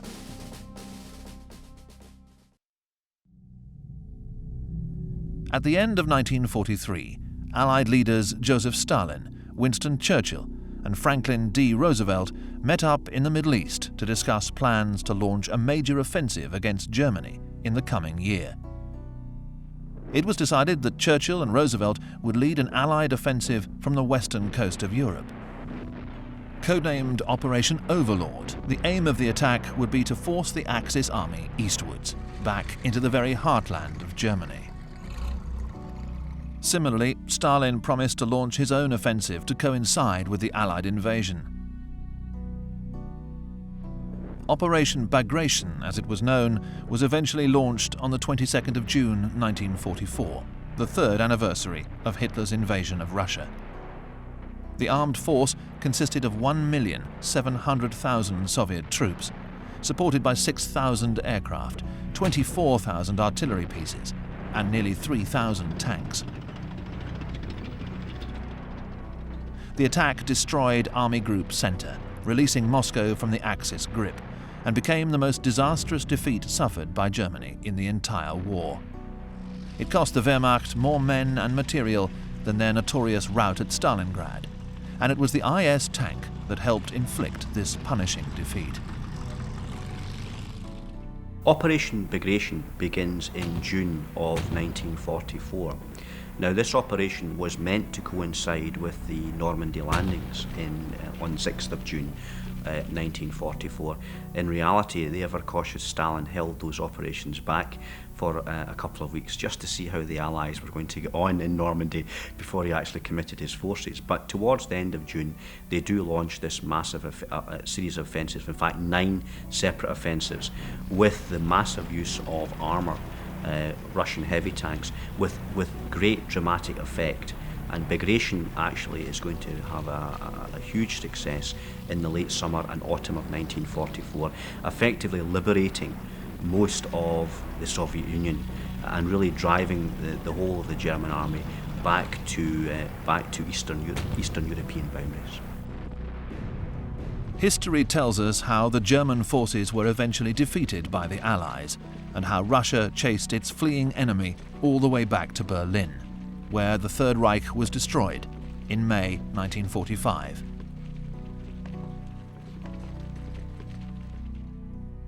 Following Hitler's death and the subsequent dissection of the German capital, the career of the IS tank continued to flourish. In an ironic twist, the very same tank that had helped the Russians to defeat Nazi Germany became the machine that would threaten the capitalist West during the Cold War. Although it eventually became known as the T-10, the tank remained in service for Russia until the late 1960s.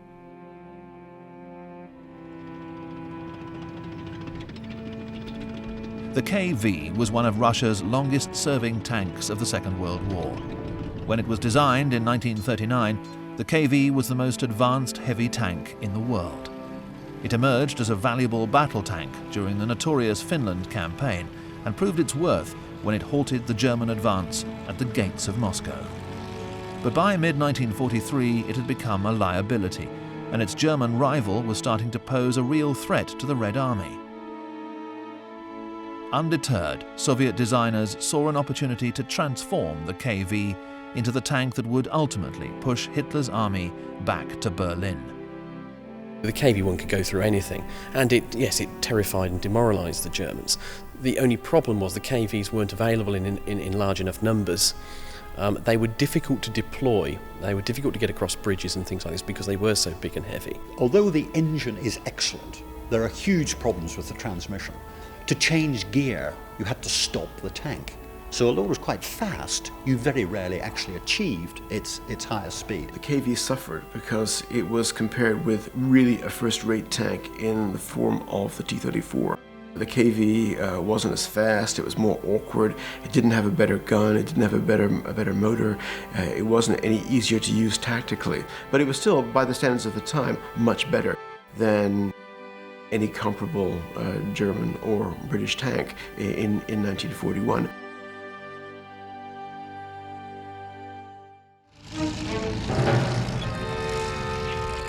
The T-34 medium tank was one of the technological wonders of the Second World War.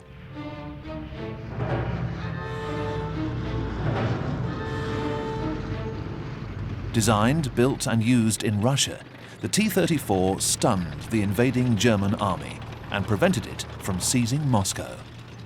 The Third Reich even tried to clone the T-34, but its attempts never challenged the supremacy of the Soviet Colossus. Yet the story of the T-34 is a truly remarkable one. Unlike its Western counterparts, the T-34 did not emerge from a long tradition of tank development. It was the result of overnight industrialization at tremendous human cost. The T-34 was Stalin's way of showing the world that Russia could outgun, outproduce, and overwhelm the industrial West. It was a very, very good tank. When the Germans met it, they were amazed.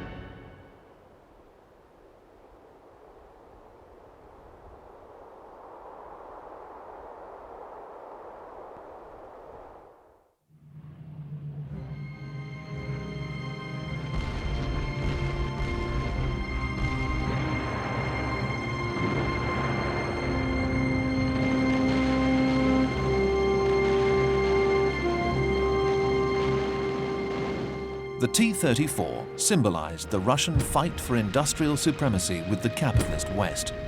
Not only was the T-34 the best all-round tank by 1941, but it retained this dominance until the end of the war. But the T-34 was also the product of a strong military. By 1945, the Red Army was the most effective force in the world at conducting large-scale armoured operations. Yet the T-34 and the Red Army could not have emerged from more unlikely beginnings. The First World War had been fought in a very, very backward way, and in fact Russia lost that war partly because it was so backward. The Civil War, which was fought between 1917 and 1920, was even more backward than the First World War was. It was largely a war fought by cavalry. But it did establish in Russia a tradition of using cavalry for independent operations, what might be called later on deep operations.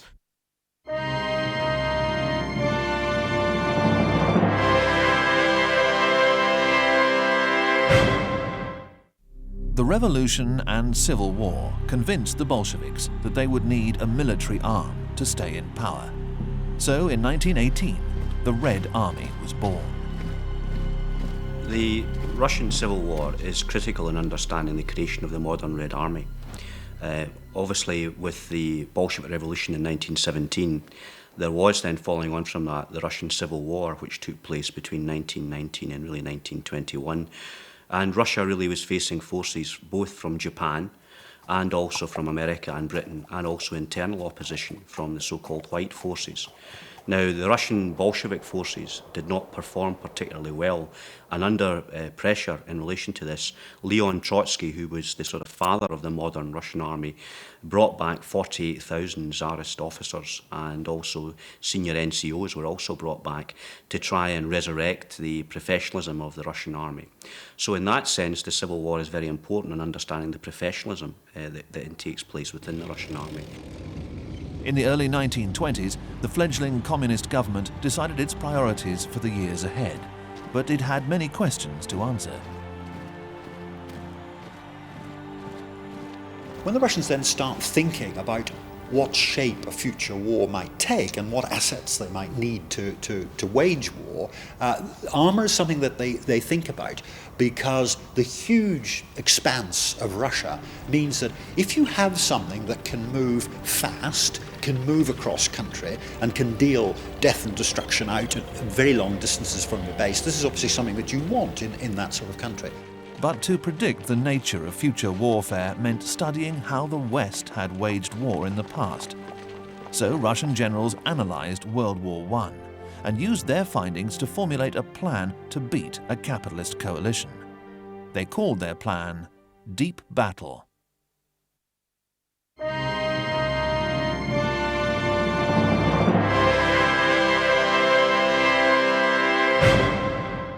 The traditional Russian offensive was to advance on a mass front using mass infantry tactics.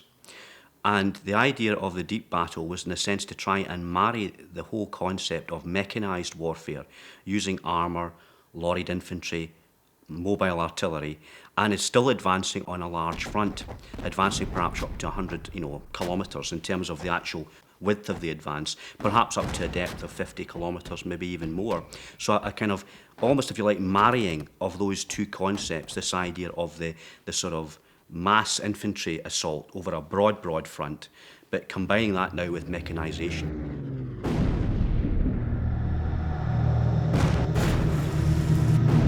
Now, this really is the Russian equivalent of blitzkrieg. It's all about combined arms operating together to produce shock on the battlefield deep inside enemy-held territory. The only problem with the concept of deep battle was that it required fast and heavy tanks in vast quantities. Russia's industrial base was not nearly large enough to produce the volume of weapons and vehicles to make deep battle a reality. That, however, was about to change. In 1927, the communist leader Stalin launched a ruthless, breakneck program of industrialization and economic modernization called the 5-Year Plan. It proved remarkably successful in establishing heavy industry in just a few years, despite the enormous human cost of meeting Stalin's deadlines. In 1931, a massive tank building program was launched. Russia was finally on its way to catching up with the industrial West. By the early 1930s, Russia had undergone a radical transformation. Determined to shake off its image as a rural backwater, in the late 1920s, Stalin had launched a ruthless program of industrialization to bring it on a par with the West. By 1931, enough factories were in place to start tank production. When the Russians begin thinking about how they can actually put a mechanized army into effect, they think of different kinds of tanks. Tanks that can cooperate closely with the infantry, tanks that can operate in the kind of general area of the front line, and tanks that can exploit, which can go deep into the rear of the enemy's forces. The British have a similar concept with the idea of infantry tanks and cruiser tanks, and the infantry tanks attack the front line, the cruiser tanks exploit. The Russians do that as well, and they develop a kind of family of tanks. There are 4 of them in the course of the 1930s. They have a tankette, which is a British design. They buy a Vickers design off the shelf. They have a light tank, which is the T-26, which is another Vickers design brought off the shelf. And that's the tank which cooperates with the infantry. But to exploit the breakthrough, they develop this cruiser tank, and that tank is the BT.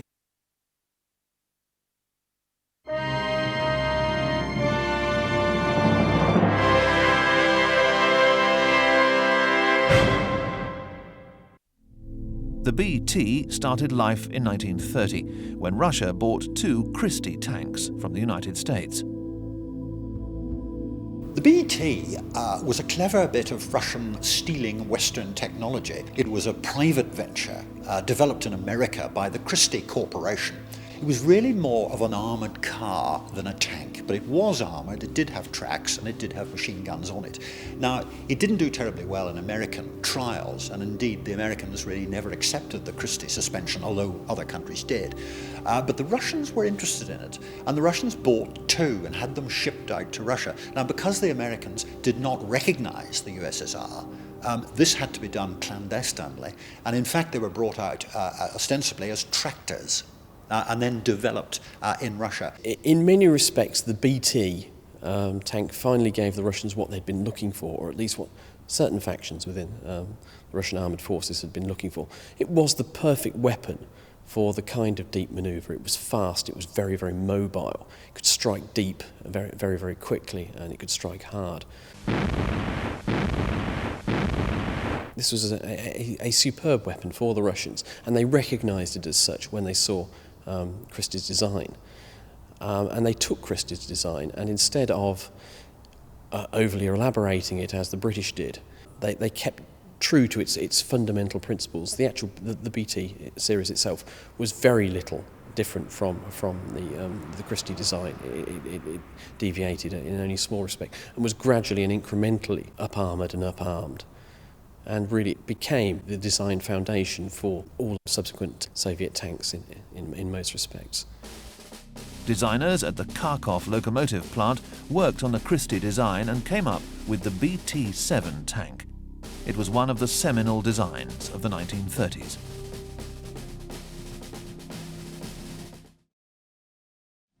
The BT-7 was the forerunner to the T-34.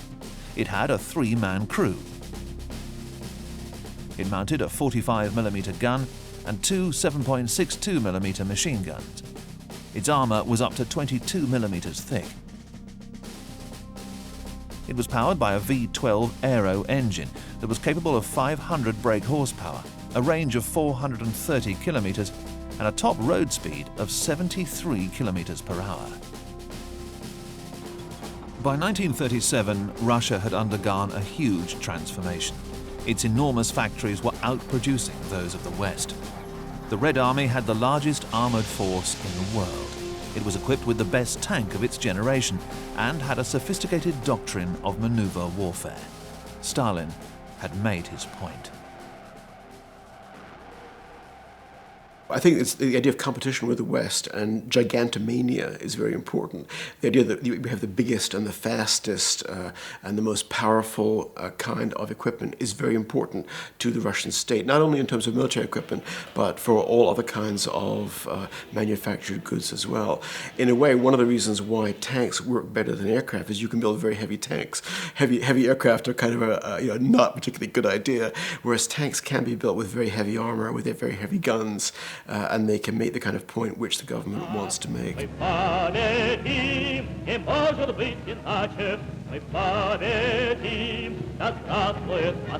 So, yes, I think it's important that the Russians do make tanks with larger guns than anybody else, tanks with heavier armour than anybody else, tanks that weigh more than anyone else's tanks, because it's part of this sense of proving that Russia has socialized and is now catching up with and overtaking the developed economies of the West.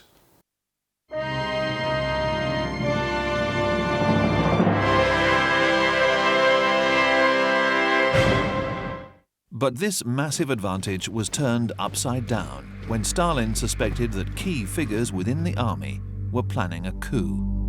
Unable to tolerate even a hint of dissent, his response was swift and brutal. In what later became known as the Purges, Stalin ordered that anyone suspected of disloyalty be killed or disappeared. 3 of the 5 marshals of the Soviet Union are made to disappear. And of the corps commanders, these are lieutenant generals and generals, 75 out of 85 of those senior officers are eliminated in really effectively 12 to 18 months. At a divisional level, over half of the divisional commanders are also essentially killed or, in some cases, placed in gulags.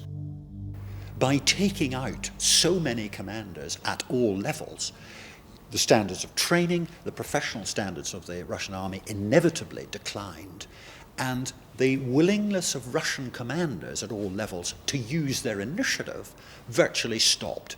Everybody was frightened of doing anything that might upset the party.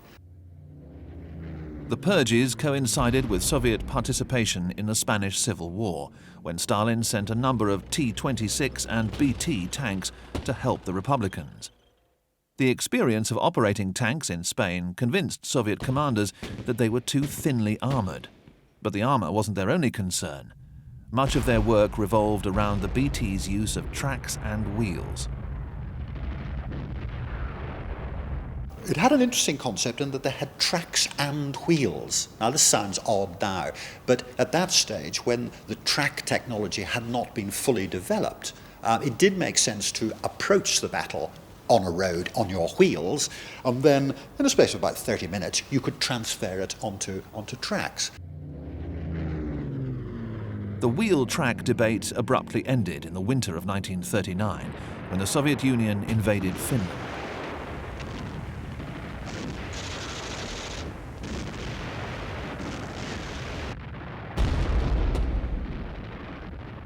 In the face of fierce Finnish resistance, it became clear that the current generation of tanks was not sufficiently armoured or armed.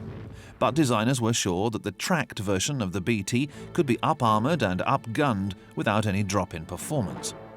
This new improved version of the BT was called T-34, to commemorate the 1934 state decree ordering a massive expansion in Soviet tank forces. 2 prototypes were ready by January 1940. Mass production began in June, and the first T-34 model emerged in September 1940. The T-34 was one of the most outstanding tanks of the Second World War. It was manned by a crew of 5. It mounted a 76.2mm gun with 2 7.62mm machine guns. Its V2 diesel engine was capable of 493 brake horsepower, a range of 300 kilometers, and a top road speed of 50 kilometers per hour. Certainly at the time there was nothing like it anywhere in the world to compare with the Russian T-34. It was just, everybody was astonished how they could turn something out. It was just perfect. If you build a tank, you always have to compromise. the weight, the speed, the armor, one thing interferes with the other. So the whole thing has to be a compromise between all those factors.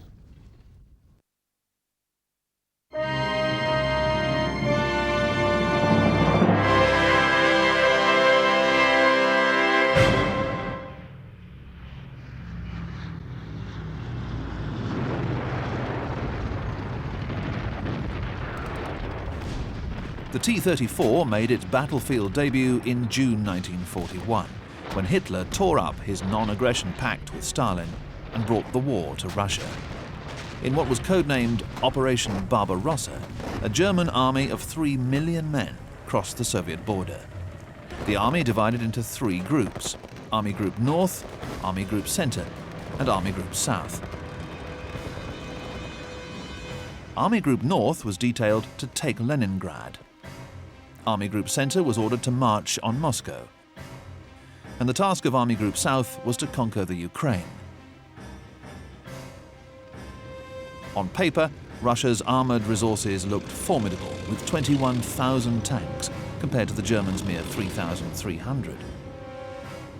But nothing could have prepared the German army for the T-34. After a string of victories in Europe, German soldiers were used to crushing opposition tanks easily.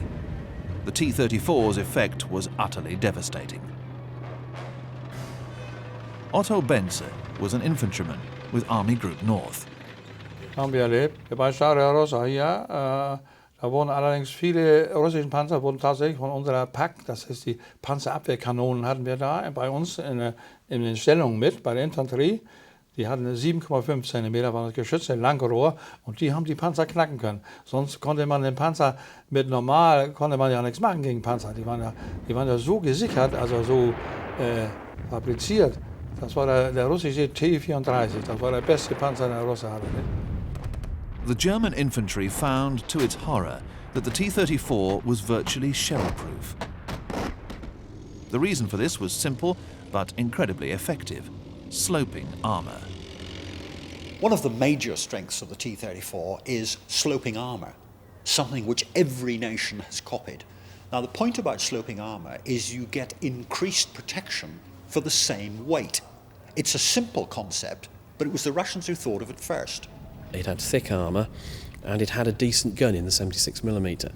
And when the Germans met this for the first time, it outclassed everything they had. The 37mm could make no impression on it, as could the new 50mm had enough problems. It was only an in-placed 88 that could deal with it. And against a weapon like the 76mm, the 88mm gun was, in actual fact, quite vulnerable in itself. It was a large tower engaged at similar ranges, if you consider the type of countryside that some of the engagements would have taken place in.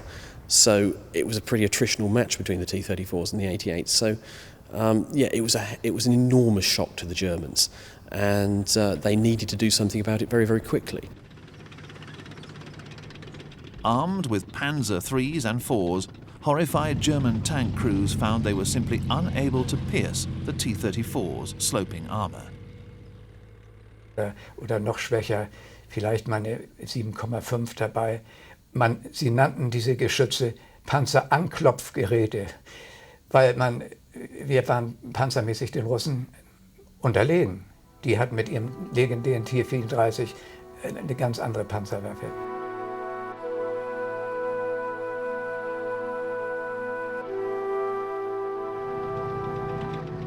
Yet the Soviets faced some serious problems at the beginning of Operation Barbarossa. They had the excellent T-34, but there were too few of them, and they were not concentrated in battle. The odd T-34 did pose some tactical problems for Hitler's army, but superior German training and doctrine almost outweighed this advantage.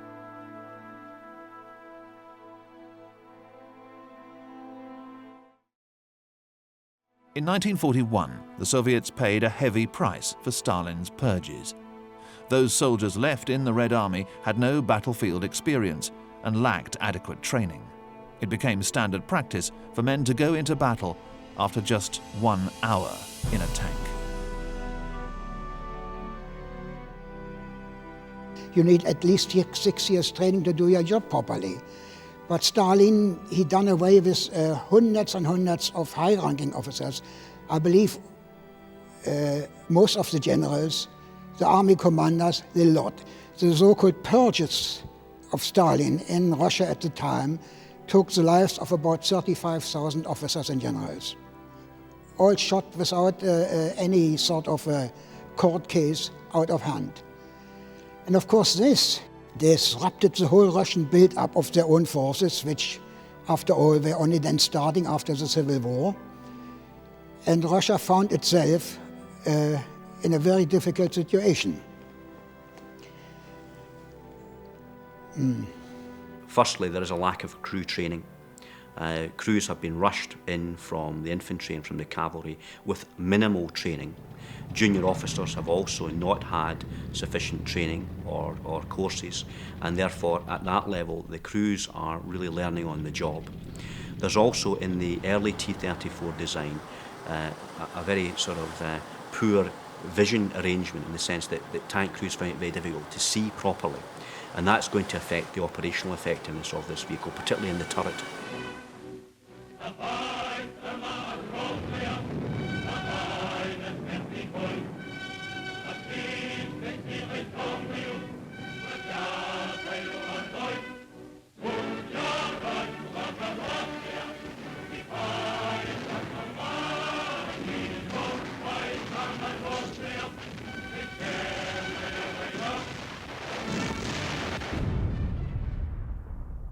Communication in the Red Army was appalling. Many soldiers were illiterate, and there was a chronic shortage of radios, making command and control nearly impossible.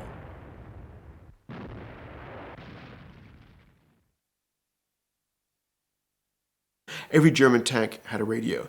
Every American tank had a radio. In 1941, command tanks in the Red Army had radios, and the rest didn't. And the way in which a troop commander told the other tanks what to do was to wave signal flags at them, which is not a very good idea in the middle of a tank battle, or simply follow me. The other tanks followed the lead tank. So the idea of sophisticated tactics was very difficult if communications weren't very good.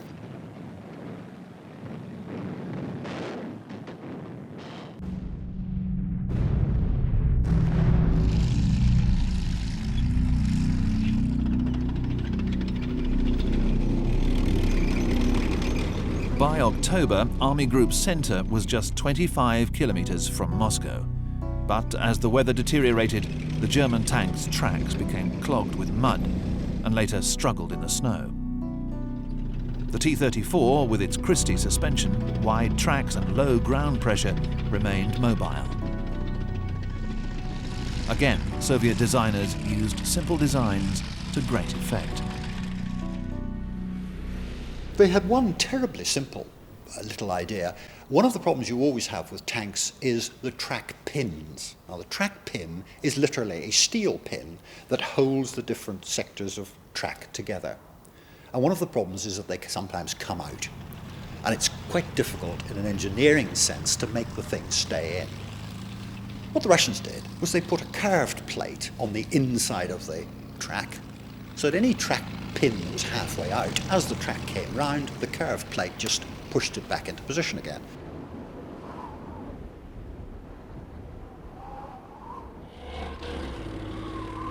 As the winter started to slow the German army, Russian troops enjoyed the advantages of a tank built to withstand the harsh weather. Its V2 engine ran on diesel that froze at a lower temperature than the petrol used by the Germans. There was no need to light fires under the T-34 to get its engine to start. The temperatures dropped to minus 56 degrees. The Germans, not prepared for any sort of winter war, were caught absolutely unawares. Their weapons wouldn't work anymore because they didn't have any anti-frost liquid. They didn't have any anti-frost grease to keep the guns going. Everything just got stuck under the enormous ice cover and snow cover you got in Russia before Moscow. The T-34 was well adapted for winter conditions, particularly the tracks. It had very broad tracks compared with other vehicles of the period. The Germans, in order to cope with the snow, had to fit enlarged track shoes on the outside of the tracks, which were not a terribly effective way. They broke off quite easily. The T-34, as it was, could run quite easily on snow. The Christie suspension didn't pack with snow and ice as easily as the German multi-wheel, multi-bogie and levered suspensions did, which were quite vulnerable to this. Also, the engine ran extremely well in the cold. It was a very, very good engine from that point of view. And the Germans simply had far more trouble maintaining their tanks in that kind of performance.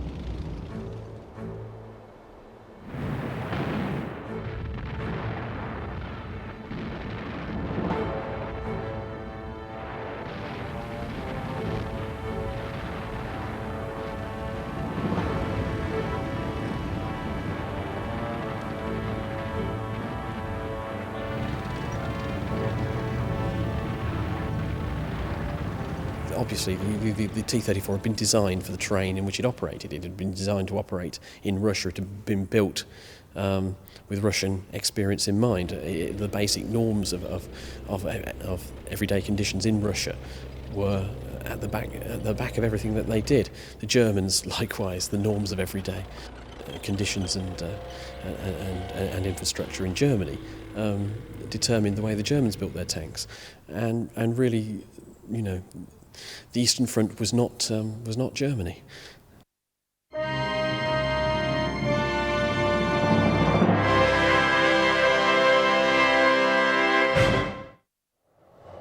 Although the harsh winter was slowing the German advance, time was rapidly running out for the Soviets.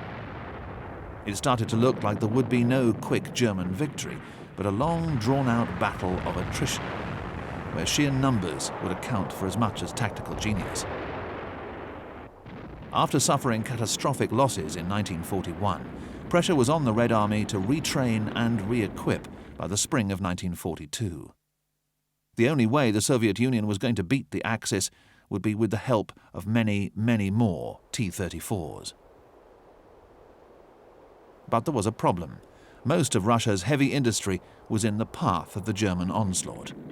Leningrad was a center for heavy tank production and had already become encircled by the German army.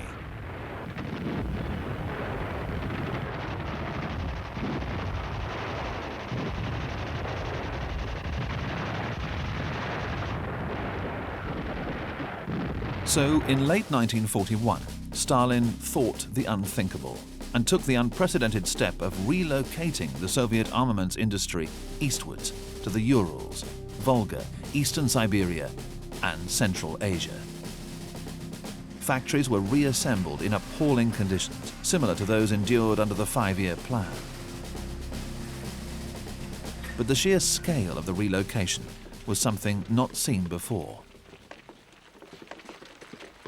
This movement of industrial plant in particular was at least partially successful. It wasn't wholly successful, but it is a matter of historical record that something like 2,500 factories were moved from somewhere like, in terms of a geographical equivalent, the south of England, and rebuilt as somewhere as far away as Iceland, and that was achieved with really minimal disruption to industrial production. In terms of tank production and artillery production, we see ongoing increases, steady increases in Soviet production figures during 1942, 43 and 44. As the T-34 outclassed German tanks by such a huge margin, the Soviets did not have to spend time developing new models. And while the Germans struggled to develop a match for the T-34, the Soviets could concentrate on production. That is, until German designers finally did come up with an answer.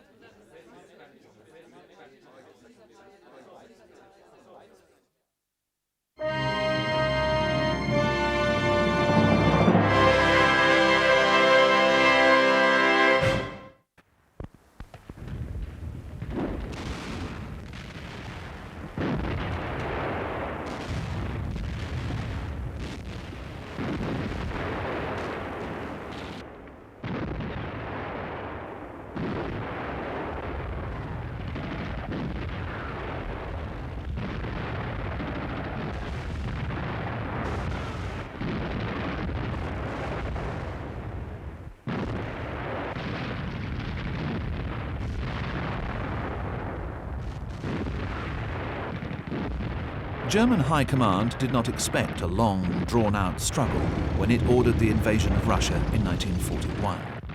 It did not think the Russians capable of producing a battle-worthy tank, and a string of victories in Europe merely strengthened Hitler's belief in the Third Reich's invincibility.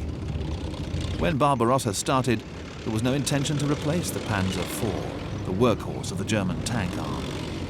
However, the T-34 had shattered the myth of Soviet inferiority, and the Germans desperately needed a new tank that could match, if not beat, the T-34. Although it wasn't politically acceptable to be seen to copy the T-34, that is in fact what the Germans did. Their answer was the Panzer Mark V, named the Panther, which owed much to the T-34. Its excellent 75mm gun and thick sloped armour made the new tank a particularly dangerous adversary. The Germans waited until the summer of 1943 before they unleashed their new weapon. Between June of 41 and the summer of 43, the Germans make every attempt to match the Russians in terms of quality, if not of quantity.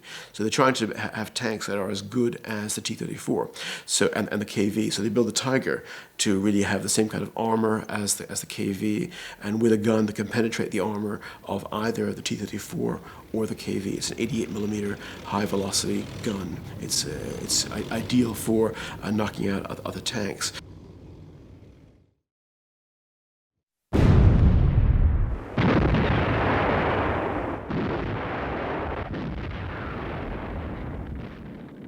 They develop another tank which is, in effect, kind of not really a clone of the T-34, but is designed to have the same kind of attributes as the T-34. It has sloped armor, it's got a heavy gun, a 75mm gun, and that's the Panther. So the Panther is, if you like, the German version of the T-34. It's much heavier. In fact, the Panther is the same size as the KV. It's really quite a big tank, but technically it's as good or better than the T-34.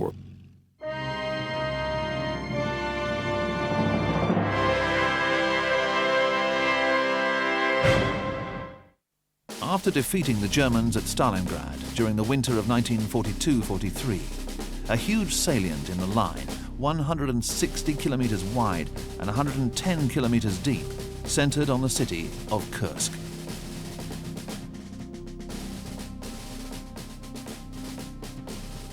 Ignoring advice from his generals urging a temporary shift to the defensive, Hitler decided that his army should regain the initiative by crushing the Kursk salient. But a member of Hitler's entourage had tipped off the Russians, who already suspected that an attack would be launched around Kursk. So the Red Army transformed the bulge into a huge fortress, where the German army would be channeled into Soviet fields of fire by carefully placed minefields. When all the preparations were finished, 1,336,000 Russian soldiers and 3,444 tanks, most of them T-34s, sat in or behind 8 defensive belts, stretching back 175 kilometers. Although the Germans only fielded 900,000 men and 2,700 armored vehicles to do the job, they were confident their new heavy Tiger tanks and medium Panthers would cancel out the Soviet advantage in numbers. But at Kursk, the German army would be dogged by the same problems that had hampered the Red Army in 1941: lack of crew training. Hitler wouldn't wait. He waited for his new tanks, which of course came just off the production line. Not even the crews were trained properly, and the tanks weren't tried out. As the tanks arrived for his big battle, they broke down on the way, especially the new Panzer, which only just after 50 months' work on it had taken the road. It broke down left, right, and center, you see, because it was untied. Usually the exhaust systems overheated and set the whole exhaust system fuel collected in there. Sometimes set it on fire, and the tanks burned out even, or exploded. So he lost quite a few of his 200 tanks. And then he also had the Tiger, of course. But the Tiger was a bit more reliable because it had been tried earlier. But still, it was an unknown quantity, especially to the crews. They weren't properly trained on them. The German offensive began on the 5th of July and was met by remarkably stiff resistance. The depth of Soviet defences meant that the Germans failed to make the inroads that they'd expected. But at Kursk, the Red Army discovered that the T-34 no longer had the edge in tank-to-tank combat. It's curious that there are really better tanks on the German side at Kursk, but because the Russians have the numbers and because they also have a better system, now they can operate tanks in large groups, they can communicate, they have skilled commanders, they have skilled division and corps leaders.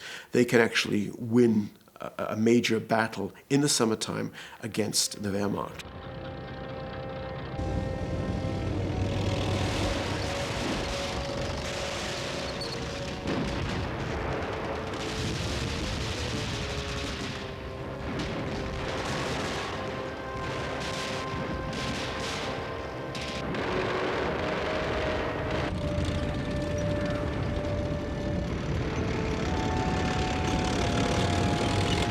That's why the battle is important, because at Moscow in 1941, at Stalingrad in 1942, the battle is really fought in the winter. It's a kind of infantry battle.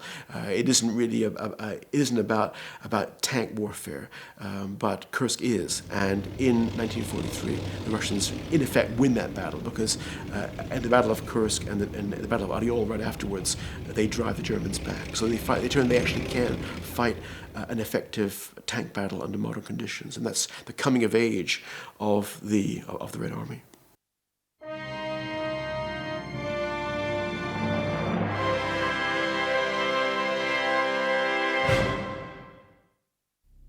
The main problem lay in the inability of the T-34's 76.2mm gun to penetrate the frontal armour of the Panther and Tiger at anything but dangerously close range. Essentially, the T-34 needed a bigger gun. So in August 1943, work began on making the necessary improvements to keep the T-34 a viable combat vehicle. After the changes were made, the new tank entered production in January 1944.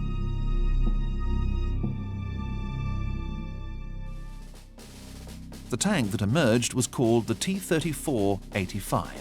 It had a 5-man crew. It got its name from its larger 85mm gun. It also mounted two 7.62mm machine guns.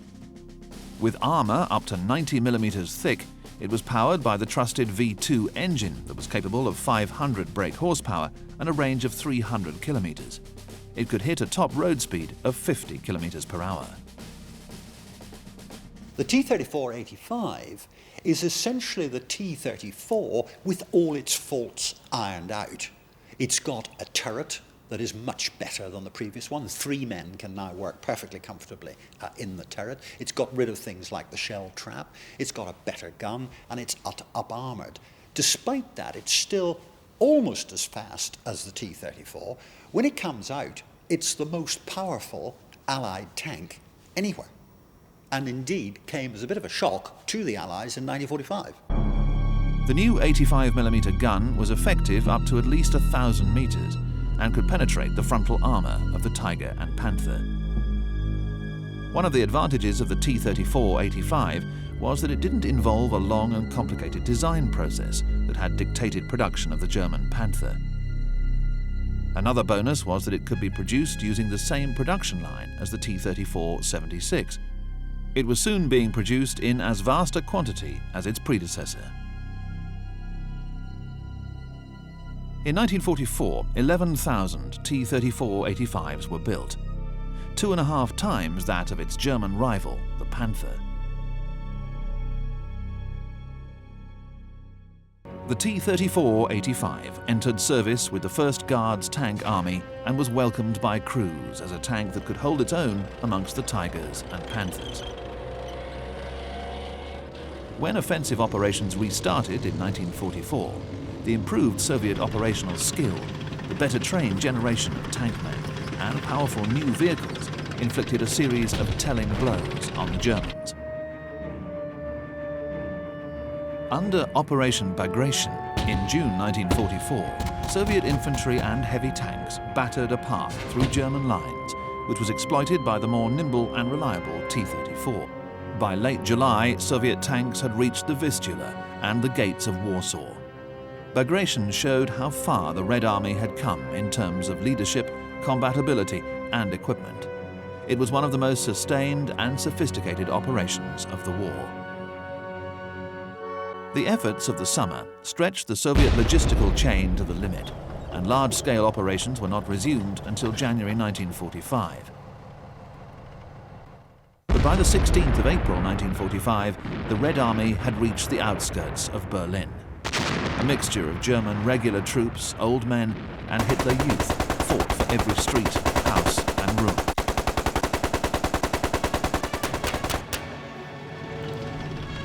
The close range of combat and limited room for maneuver made the T-34s and other Soviet armoured vehicles extremely vulnerable to the defenders armed with Panzerfaust anti-tank weapons, mines, and Molotov cocktails.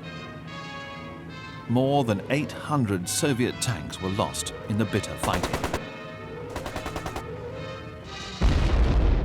But despite fanatical German resistance, the Red Army captured the Reichstag on the 30th of April.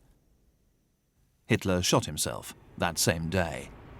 The city surrendered on the 2nd of May, and all German forces finally surrendered on the 7th. The Soviets managed to strike a perfect balance between the need for firepower, mobility, and protection in the T-34. It was a technological hybrid of the world's most cutting-edge designs. For Stalin, it was the symbol of Mother Russia's iron will to overwhelm the capitalist West, both industrially and militarily. Yet, curiously, it retained a feature that symbolizes capitalism itself.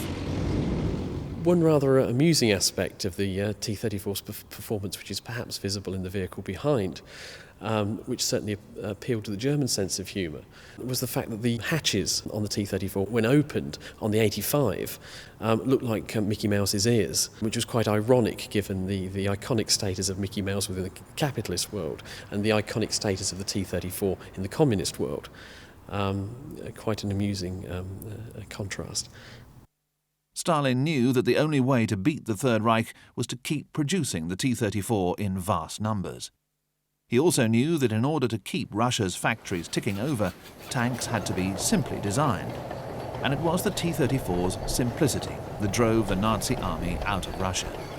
Its design remained virtually unchanged throughout the war. It could outgun most German tanks. It was fast, well protected, and easy to maintain. German designers copied the T-34, but their attempts failed catastrophically. The product of a proud industrial colossus, the T-34 was instrumental in crushing the German army and has rightly earned its place as one of the greatest tanks of the 20th century.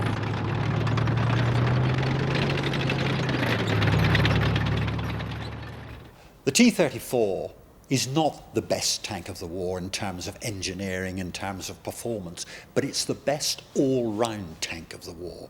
It's deliberately designed to be able to be mass-produced in huge quantities. The Russians turned out something like 55,000 T-34s and their variants during the war. It was easy to operate. It could be operated by essentially a peasant army. It had parts that were interchangeable with all sorts of other tanks. If you needed a spare engine, you could get it from a KV. If you needed various other bits and pieces, you could take it from other vehicles. The T-34 wasn't the best tank of the war, but in terms of what it did, in terms of what it achieved, it was the most effective tank of the war.